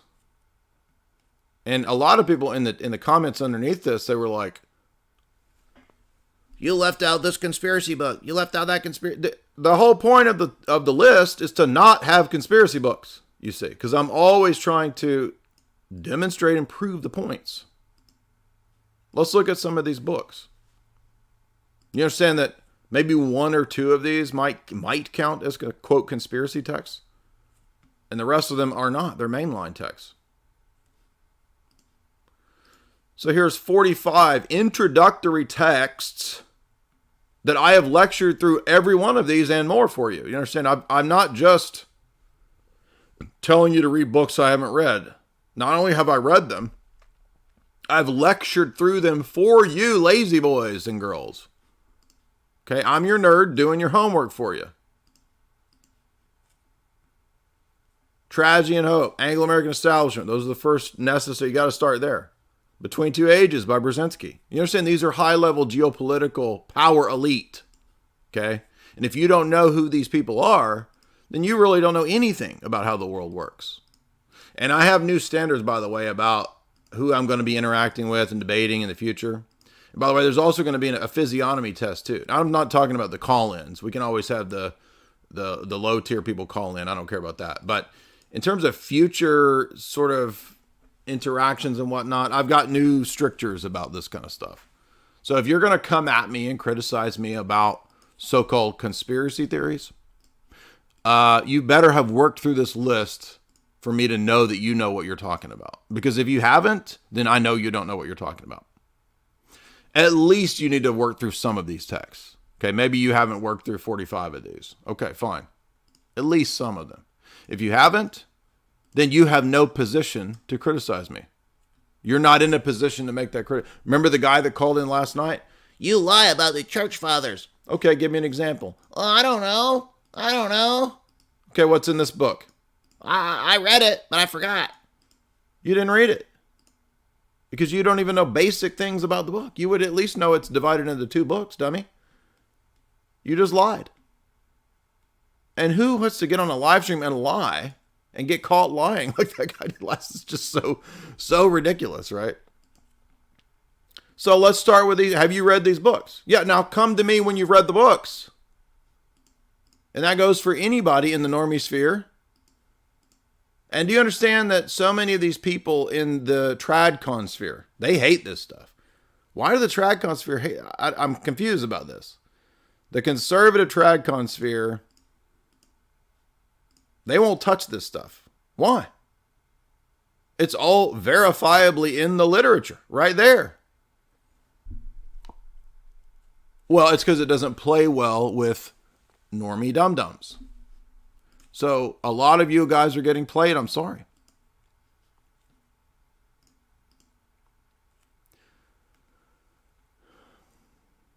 And look, let's be honest. Most of you guys are not going to read any of these books. You're too lazy. So, sorry. Maybe this isn't for you, right? We try to keep it quality and high tier over here. But this makes a lot of people mad, and a lot of people get envious. A lot of people are mad and envious about this stuff. And what does the angry, envious person do? Let me explain to you why he's a bad person. And everything he's saying is wrong because he's a bad person. Let me find the dirt as to why he's a bad person. And then I can soothe my conscience and my troubled, trembling soy man nature, which is scared that he might actually be right, by making my feelies pop off because I've convinced myself he's a bad person. But you know what's the sad part about that is that will never satisfy you. You will always deep down be wondering and be scared that maybe I actually do know what I'm talking about. Maybe I've actually read, maybe these are real books. Maybe they really do say the stuff I'm talking about. But a lot of people won't go there because all they're concerned with is maintaining whatever normie tier audience that they have, you see.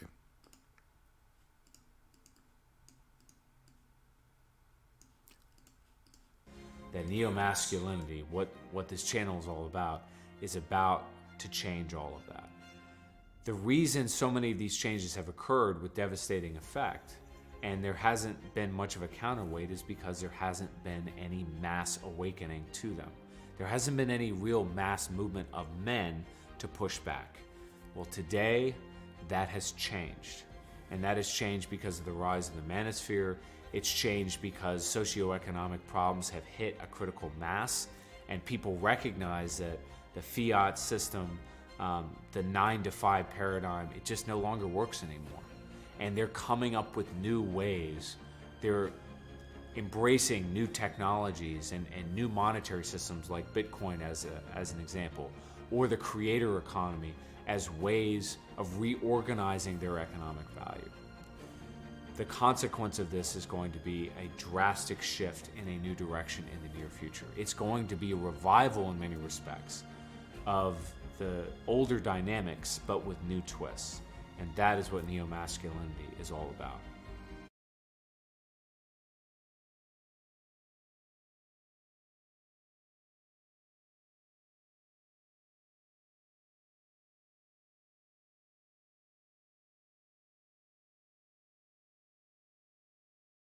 All right, we're going to move over here to the Tate situation because it's also relevant to all this, and our buddy Sean Atwood is going to update us on his take on that. He has some interesting insights here about how Tate might have messed up by doing all these interviews, and I don't have any knowledge or certitude, or I don't know anything about what's going on or whether they are guilty or not. So, but they are relevant in this chat just because of the fact that they do give verbal credence and nod to the conspiracy stuff. So I've not watched the Patrick Bet-David interview yet, so I don't know how far this goes. I've not actually watched a whole lot of Andrew Tate stuff. I actually watched more Andrew Tate stuff before he was famous. So when his Cobra Tate channel had like 80,000 subscribers, I remember watching quite a few of his talks, and I was on somebody's podcast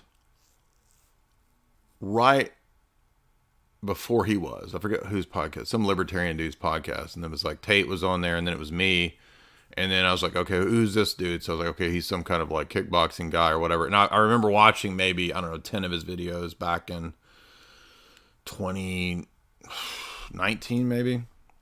So it was before they blew up, and then I don't remember how I even got into the interview with Andrew. I think it's because Andrew and Tristan were on Lord Voldemort. That's what it was.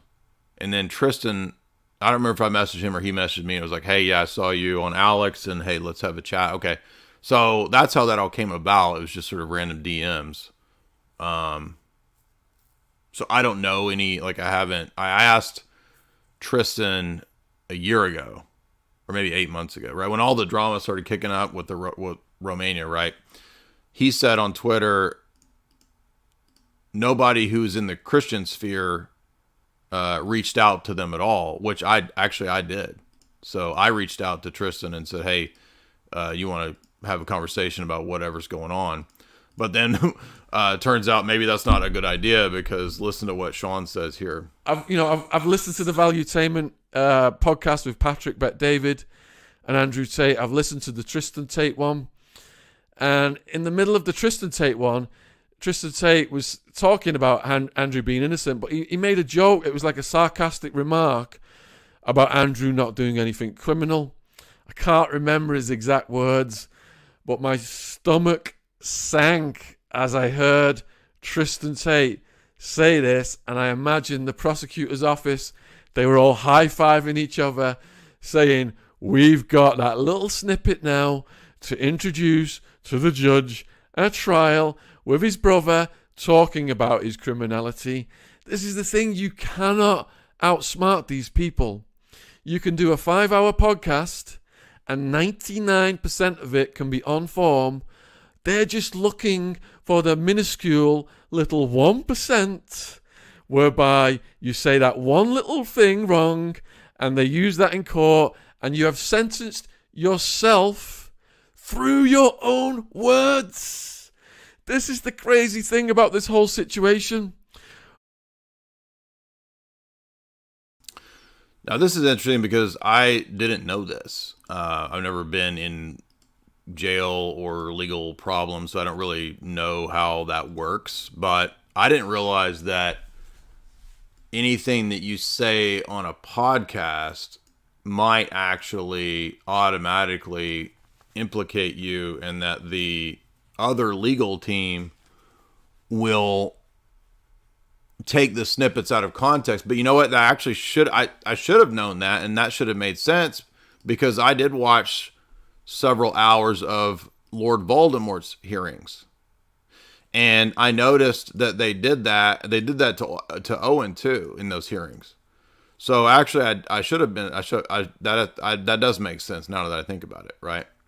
But that's the crazy thing is that I guess in the US and the West, like we think of it like, oh, well, there's, presumed innocent until proven guilty, right? But not actually, right? That's not actually how it works, because now you have the ability of media you can be trial by media. And we were actually covering that with Patrick over at 21 Wire many years ago, that it seemed like the establishment was actually structuring it to where the media could put you on trial. You would be declared guilty without trial by media, and then when you went to trial, it's already kind of assumed that you're guilty. That's part of the function of the media. By the way, that has happened with the way that the gods are mad, the way that the system has treated men, right? In terms of like divorce and accusations, believe all women, right? So if women say, oh, he did this, he's guilty, believe all women, you're already tried in media, you see. So this is an interesting element which points to corruption of the judiciary. I know that he's talking about Romania, but the principle still stands, like the corruption of the judiciary side of things. Whatever in the US case he had, he is demolishing through his own words. I have never seen anything like it before in my life. I have watched people in prison. I was on remand for 26 months. The old-timers right away school me. Don't talk to other prisoners about your case. Don't talk to anyone about your case, especially the media. Maybe it's because he's just been locked up with Tristan. He's not been around the general prison population. He has no clue about the etiquette and the street smarts necessary to avoid you landing. So for those of you that don't know, every Friday, for 2 years, right, I host the 4th hour of one of the most famous people's out there show. So that's who I am. You can go find my stuff over at Mad Max World. Okay. That's the website. You can figure out who I'm talking about. Yourself in a bigger situation through what you say with your... I can't tell you how many times Arcade has come in clutch for me. Arcade is this crazy virtual own mouth. So in the past couple of weeks, I've seen Andrew Tate just do the complete opposite of what any top lawyer in the world would want you to do. And if his lawyer okayed him to do these interviews, his lawyer absolutely needs to be fired, because that is extremely bad advice. If he has overrode his lawyer's advice, which may be possible, then when he's in a prison for years on end, he's going to reflect on what he said and how it was used against him in the court of law at his trial and at his sentencing. And he's going to learn the hard way never to do that ever again. Here's the other crazy thing. Why is Andrew Tate doing interviews? Why is he doing interviews? This is an interesting point that Sean brings up, which also relates to who was doing all the tweeting throughout this time, right? A lot of people are asking that question too. When they were under confinement for all that time, like who was doing all the tweeting? I don't have the answer. I don't know. But people are saying, when are you going to come to California? Huntington Beach, California? Dude, I'm coming to Los Angeles. Why do you guys not have tickets? And we're going to have a blast. So me, my wife, Jamie Kennedy. Look at this. How would you not want to come to this? 5 hours of philosophy, comedy. It's a party, dude. The KGB Sorcerer is at it again with a new live event with an hour of absurdity and nonsense and cringe from me, where I debate a Funko Pop and it gets destroyed physically like Gallagher style. Jamie does a talk on Hollywood and symbolism. Then I do a talk on my new book. And then Jamie Kennedy does stand-up. Who would not want to come? How would you not want to come to this, bro? We talking about coming to California. Get your tickets. I'm coming to California, man. What you talking about? July 6th, right there. Get your tickets, dude. Get your tickets now. Don't wait. Go get the tickets. Anyway, so the thing about the Tates too, people are always like, when are you going to cover this? Dude, we already covered it. And how many times do I have to talk about the same thing every day? So, by the way, here's the old interview that we did with Tristan. If you want to watch this, it was a good interview that we did a year ago, 2 years ago. And here is the critique that we did of to say that there are the Islam element of this. And so we analyzed Peterson and Mohammed Hijab and Pajot having that conversation, and the conversion of Tate to Islam, supposedly, right? So if you want the full takes on that, we've already covered all that.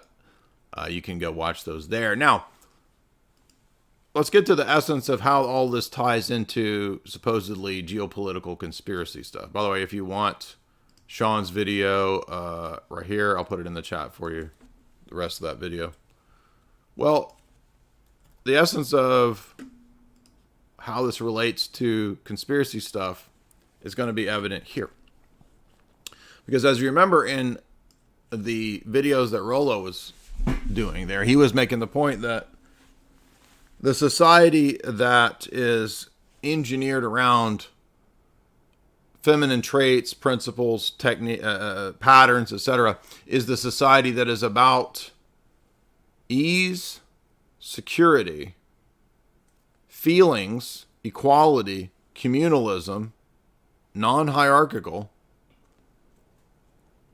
convenience, etc. That is, I'm going to argue, equivalent to the very society that BlackRock, as a key manifestation and element of this CONSPIRACY, wants you to have. A technocratic, UBI, needs met, coom-pod society. Consumerism.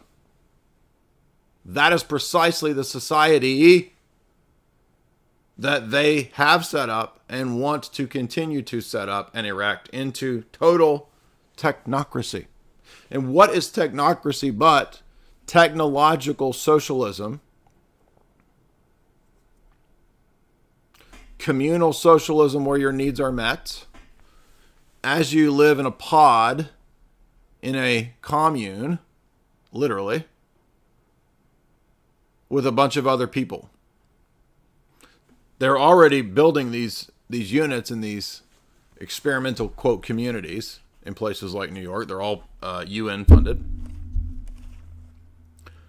And that is precisely what I'm saying, is that the red pill, normie, tradcon, Jordan Peterson spheres have many, many things correct.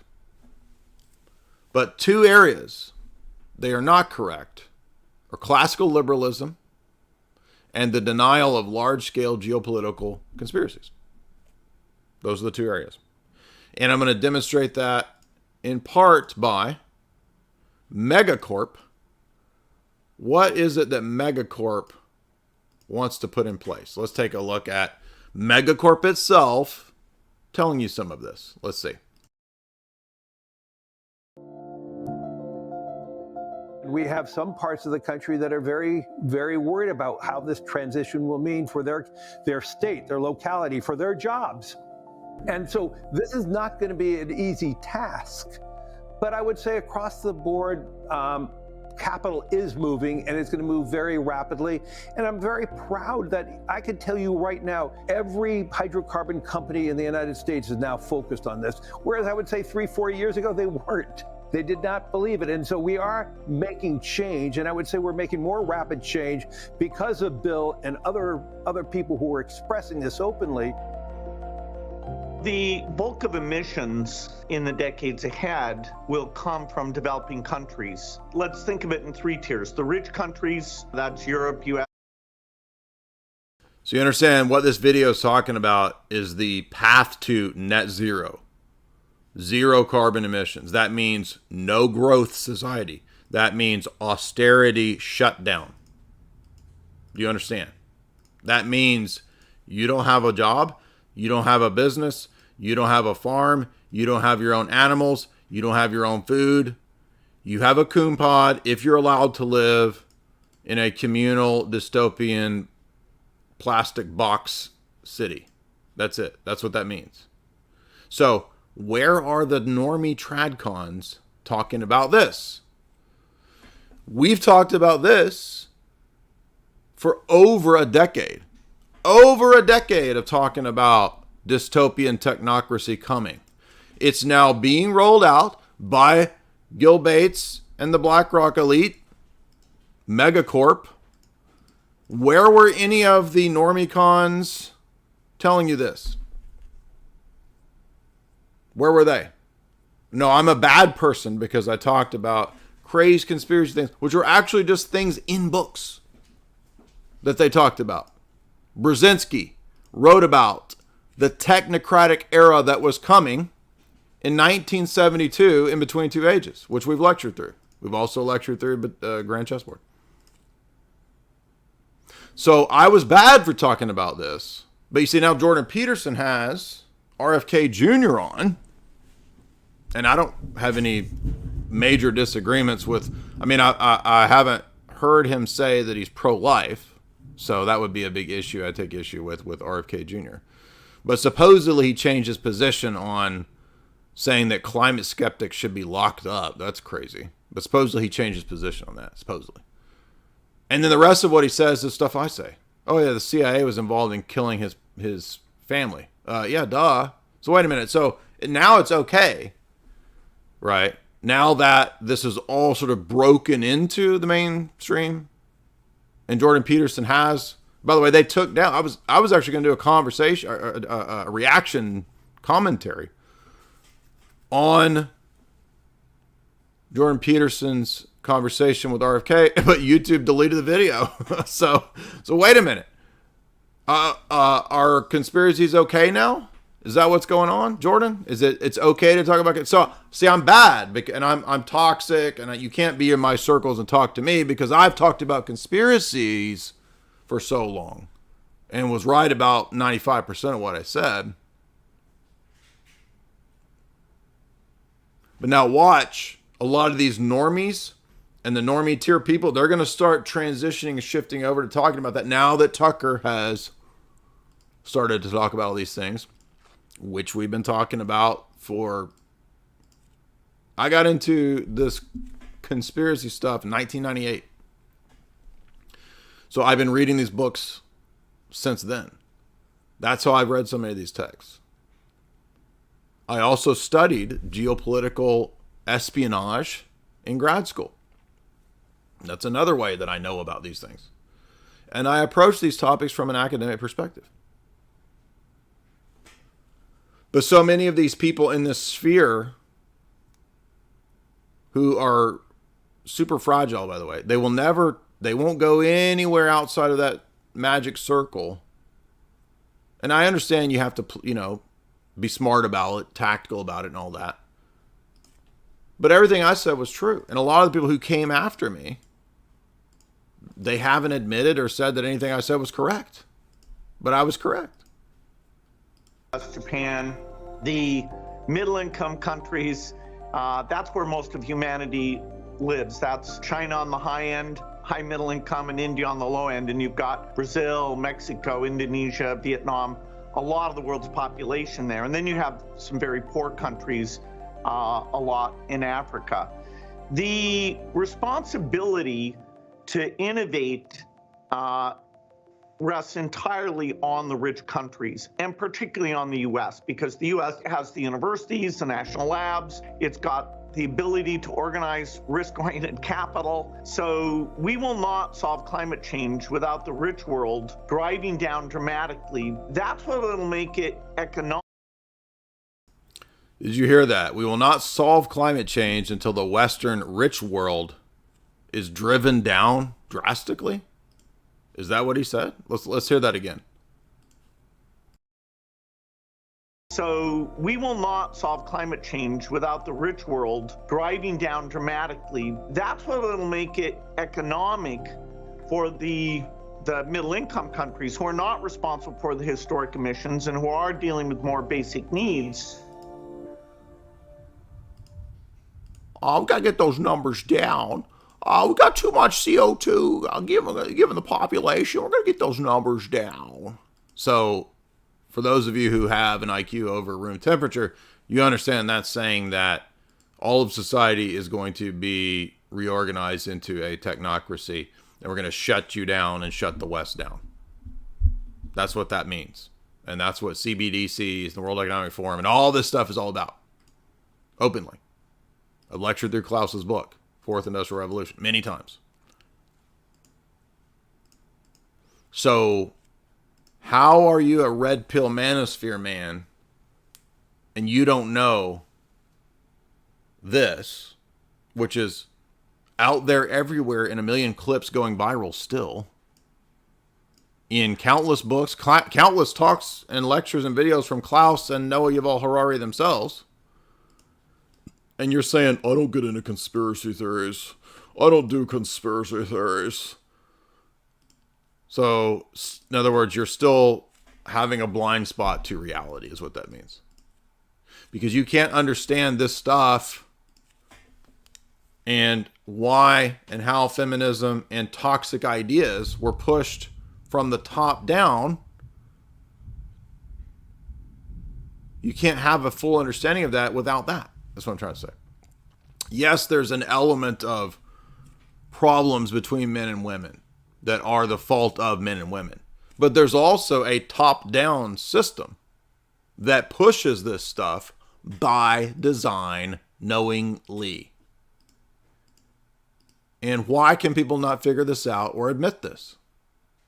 This baffles me. So many people who are intelligent in the red pill sphere, in the manosphere, in the tradcon sphere, and they still can't admit this. What is wrong with you people?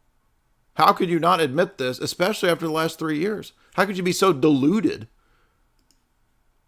to not admit that or do? I can't figure it out. Is it just so boxed into a niche that it's just outside of the little box of spending all your time on the red pill stuff? How can Jordan Peterson have a conversation with RFK Jr.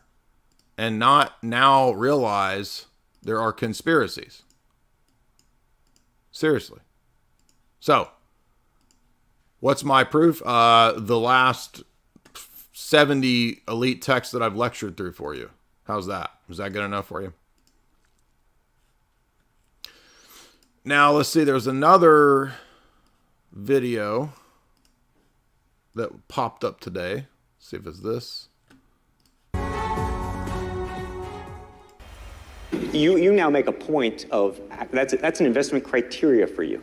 Well, behaviors are going to have to change, and this is one thing we're asking companies. You have to force behaviors, and at BlackRock we are forcing behaviors. 54% of the incoming class are women.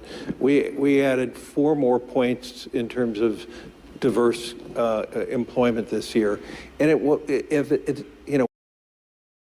Oh, did you hear that? Megacorp said exactly what Rollo said. But remember, Rollo says that there's not conspiracies. Wait a minute, but that guy just said what Rollo said as part of his strategy for forcing the change of behavior. And he's talking about feminist woke stuff. He just said, as head of Megacorp, we will force these alterations on you. But remember, there aren't conspiracies. And by the way, isn't this person just a manifestation of classical liberal economic dynamics?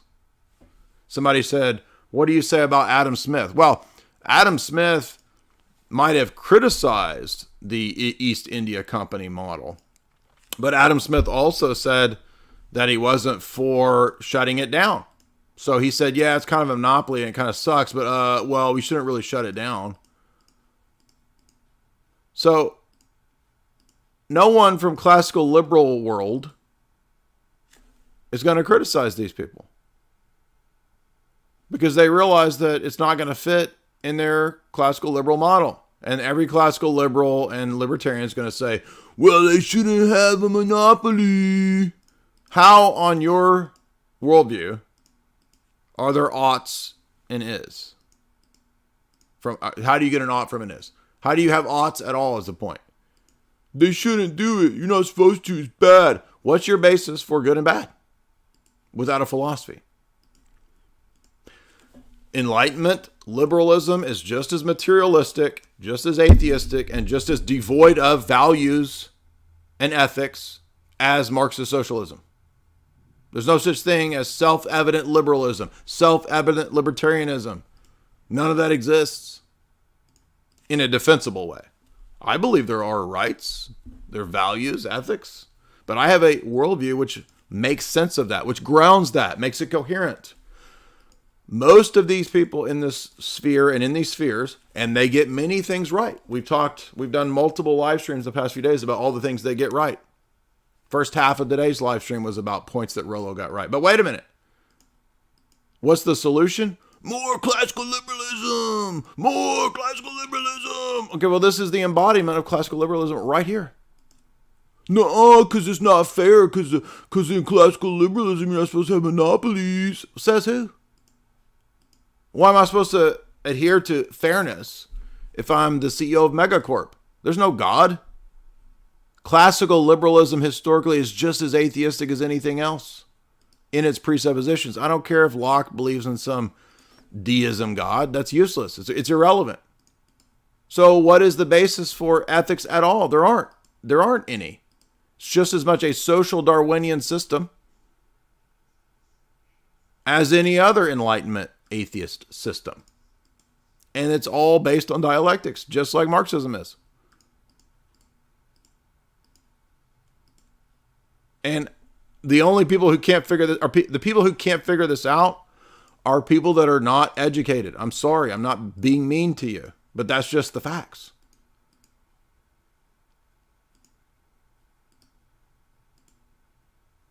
Won't you debate libertarian? We've done multiple debates with libertarians for years, and it's always the same debate. Go watch the Robert Taylor debate.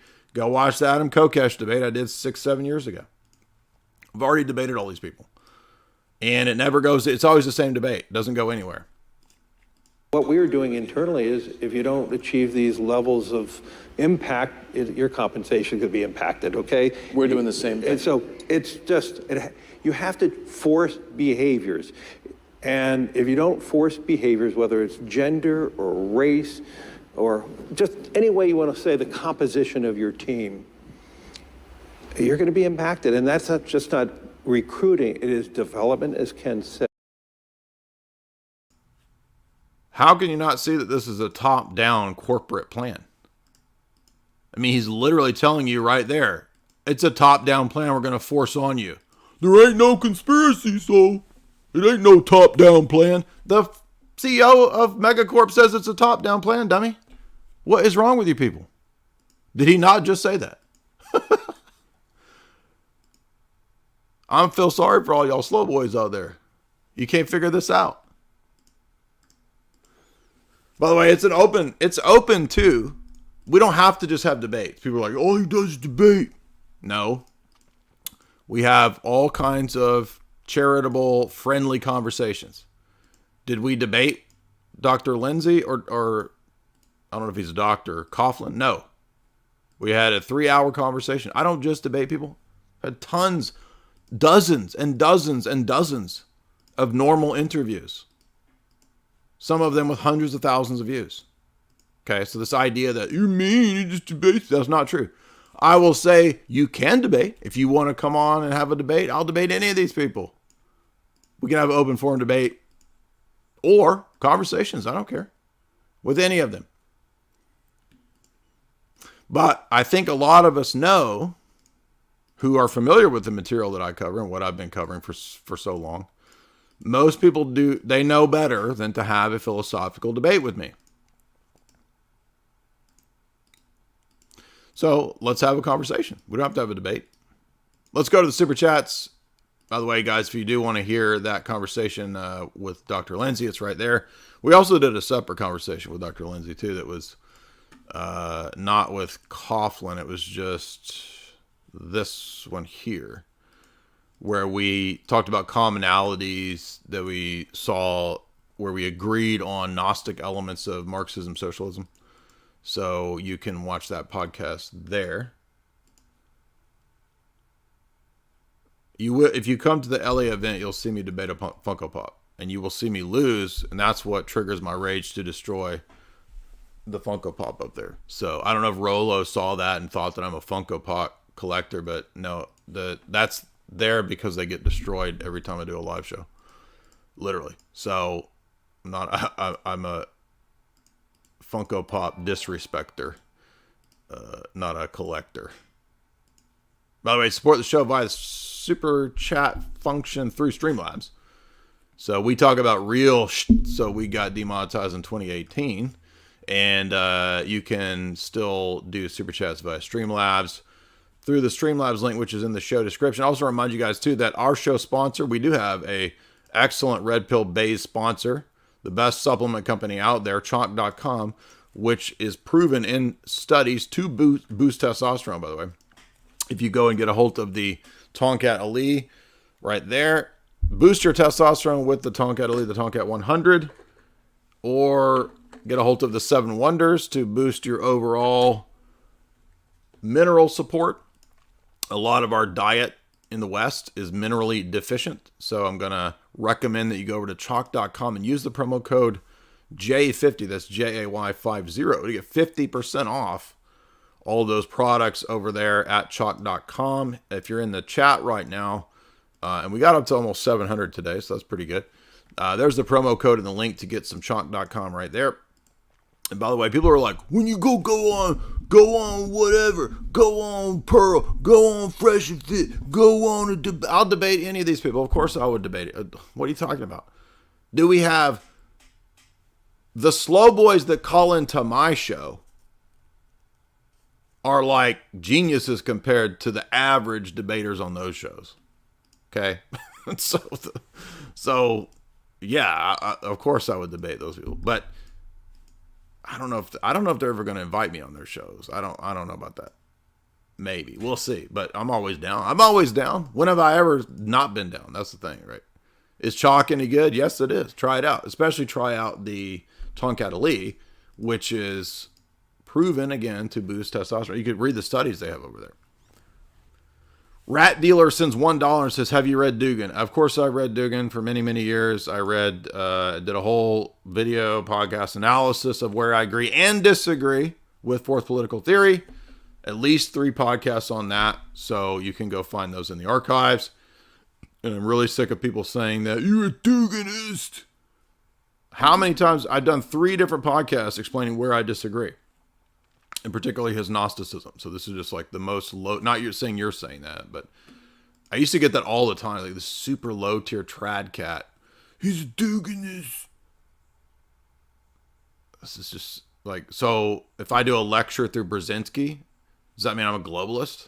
I agree with Brzezinski because I lectured through his book. This is so stupid. Kristen, $5. Here's some charity. Dog.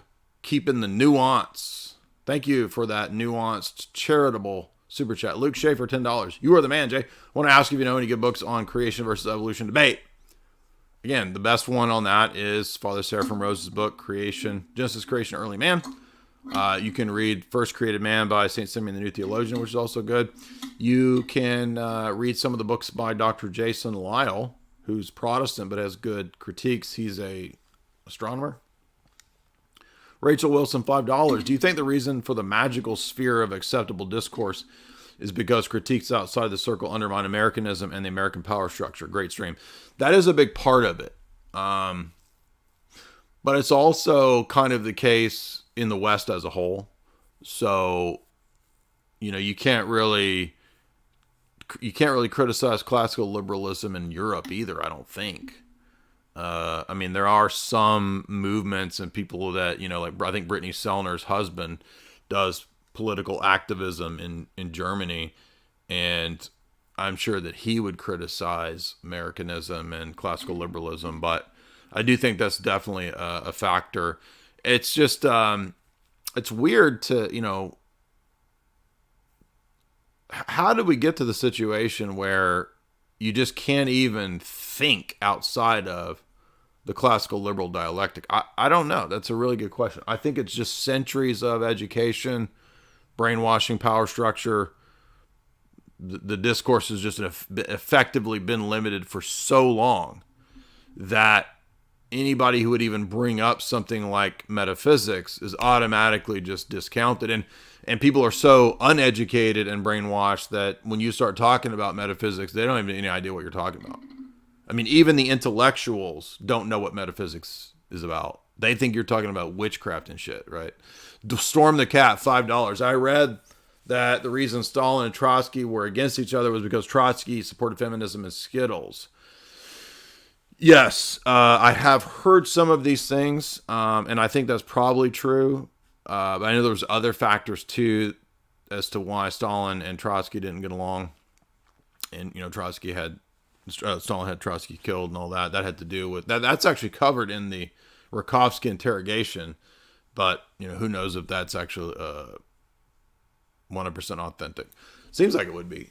Noah Kais, $3. I'm sure you've covered it, but I always look for you to cover what Adam Smith and Wealth of Nations and whether it leads to libertarianism, how its libertarianism leads to technocracy. So I didn't do a talk specifically on Adam Smith, but we've done countless talks on critiques of libertarianism where I cover this stuff. And it looks like some of them are still up. Let's see. So here's one that's still up.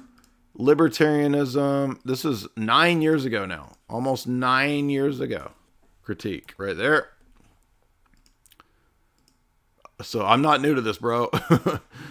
Davos and the false libertarian Americanist dialectic. 6 or 7 years. I was talking about World Economic Forum in Davos, 5, 6, 7 years ago. I mean, I'm older than that. That's just a video from 6 years ago. Critiquing Jordan Peterson's classical liberalism, 6 years ago, right here. By the way, all the things that say 5 years are actually, usually they're almost 6. So for whatever reason, YouTube lists it that way. Let's see. Me versus Kokesh. That was the first big public debate almost 7 years ago, right there.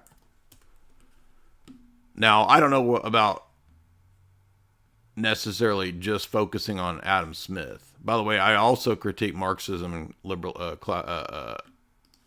socialism as well, many, many, many times. In fact, in this talk, I critiqued all revolutionary thought, anarchism, Marxism, all of it. Liberal Imperium. This was a talk a year ago covering a lot of this. The debate with Robert Taylor. We did 3 debates. One of those was about this stuff.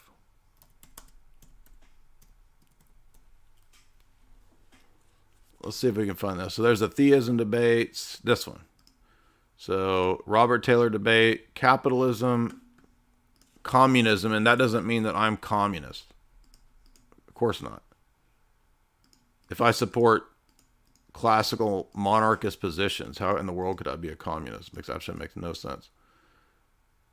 I don't know why he titled it capitalism versus communism, because that wasn't the debate. The debate was originally titled Masonic and Enlightenment influences on capitalism. That's what the original debate was titled.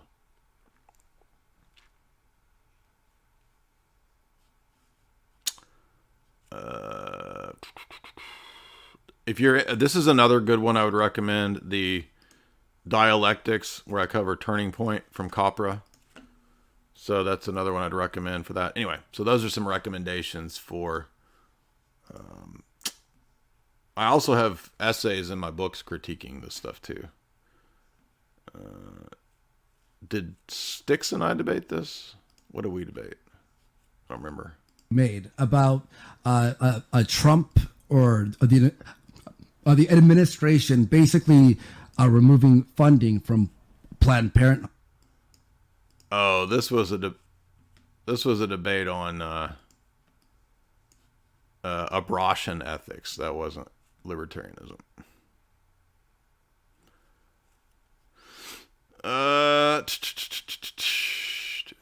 Let's see.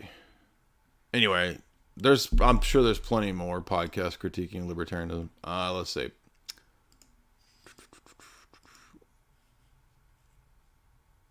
Luis, $15. Will you do open debates on TikTok?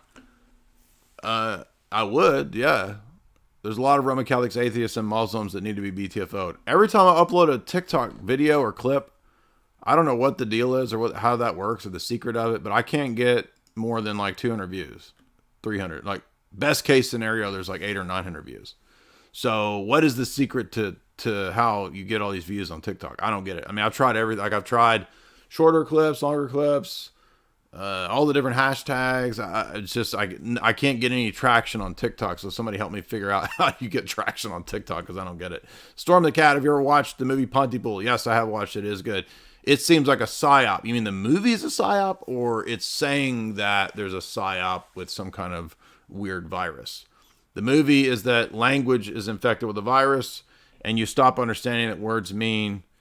I think there's probably some insight into that language and ideas operate like a virus. Yes, I think that's the point of that movie. But maybe I should go back and review it and see if there's a deeper subtext that I missed. So thank you for that, Storm the Cat. It's a good idea. It actually is in my list of movies to reanalyze. But I did watch it when it came out, and I did catch that it's about ideas as viruses. Vladimir Krennic, $5. OMG, Jay, I can't express how happy that somebody finally gets it about Jordan Peterson and the Soviets and postmodernism. Bro, I finally gets it. I'm not being mad. It's just, guys, like, I've been saying this for so long. When I critiqued Jordan Peterson's classical liberalism 6 years ago, this is what I said. I mean, I think I even brought up the postmodernism point. I don't remember if I did for sure, but I mean, I knew that the CIA was behind all that when I was in grad school because I was studying this stuff in grad school. Where is that? Right here. Unless, look at how carb bloated I was back then, dude.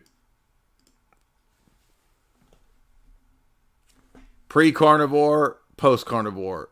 Still drinking alcohol. Ain't drank alcohol in 5 years. What do you think of that? What does that tell you about alcohol? Let's see. So here's that video right there. And I'm not I remember when I made this video. This was right when Jordan Peterson was really starting to first get popular, right? So this was exactly, when was this? February 2018. Okay. And when I made this video, by the way, there's nothing rude or mean. I'm not dissing or hating anybody or anything like that. It was just a criticism of the classical liberalism. The title of the video is Classical Liberal Incoherence. That's been the title of the video for forever, okay? For almost 6 years. It's been sitting there. Almost 60,000 views, right? And the funny thing was, when I first made this video, I kid you not, it was crazy. I got just bombed. All of the Peterson fans ratioed the video to have like 80% thumbs down. I'm not joking. It was crazy. Was I a vegan? No, hell no, I wasn't a vegan. A vegan? Hell no, I've never been a vegan. Are you serious? No, I was just, at that time, I thought that being healthy was eating a lot of organic greens. I still ate meat. I've never been anti-meat. But I still drank alcohol, and I still thought being healthy was eating lots of greens. So this is before I ran into Tristana, right? Primal Edge. And as everybody knows, so I had all these gut issues, and that was back when I had all the gut issues. And I couldn't figure out what the problem was. And lo and behold, I got to give props to Jordan Peterson and Michaela Peterson, because they were the ones that I heard in interviews. Tristan had Michaela on, and I was like, that sounds like my problems. And I remember when I first met Tristan, I was like, this dude's crazy. Come on, just eating meat? That's nuts. Right? I didn't know. I was wrong. I didn't know what I was talking about. And then I heard Jordan Peterson talking about carnivore diet. And so I don't hate Jordan or any of those, but I owe them a great debt because they saved my life because I heard about the carnivore diet. So the meat triad, the meat trinity of Jordan, Michaela, and Tristan, the beloved meat trinity, I owe them so much thanks. So none of this comes from a position of, I hate these people. But when I made this video, it was like, everybody said, you're just jealous. What is this thing with, like, anytime you have a criticism, everybody thinks that you're only motivated by, you're just jealous. I'm not jealous, man. What are you talking about? Jealous? I'm not jealous. I'm literally just critiquing classical liberalism. I'm very thankful to Jordan and Michaela and Tristan. Not jealous. I'm thankful because they saved my guts. But I'm also willing to say, hey, here's where I think there's some blind spots and some missing areas of the ideology. That's what men do, man. It's nothing. It's what guys do. There's no motivation coming from a position of hate. By the way, people don't understand either that in academia, when I was in it, maybe it's not this way now because of the woke stuff, but like I come from the world of philosophy. You're supposed to have your ideas challenged. You're supposed to have debates. That's part of what you do in philosophy. And because so many people do not know philosophy, they don't have an actual education, they think that that's bad and mean. This is part of education, dummy. And it's not my fault that you don't know that. Anyway, I look a lot better than I did in that stupid video, though. I'll say that much. I was looking rough back then. So, no, I don't hate Jordan Peterson and Michaela Peterson and Tristan saved my life. They saved my guts. So, no, I don't hate them at all. And Tristan's one of our best buds. By the way, finally Tristan is going to come back out of his semi-retirement. He didn't really retire. I was joking. But he hasn't made a video in a long time, and I think I've talked him into it, and we found the perfect thing. We are going to do a review of Fight Club, because in all of our countless 100 movie analyses, somehow we've not done Fight Club yet. So that would be a perfect film for me and Tristan to deconstruct very soon. Cyril Oppenheimer, $10. Keep up the good work, Jay. I got married last month in Orthodox Church. Hey, good news. Many years. Glad to hear that. Hope everything works out. Thank you for bringing me to Orthodoxy. Well, thank you so much, Cyril. And I know you've been a long time audience lurker, super chatter. So I'm glad to hear the good news with you guys. And I hope things turn out well. All right. Thank you guys so much. And great fun stream today. Hopefully I proved my points. And doesn't mean that I hate any of these people. I agree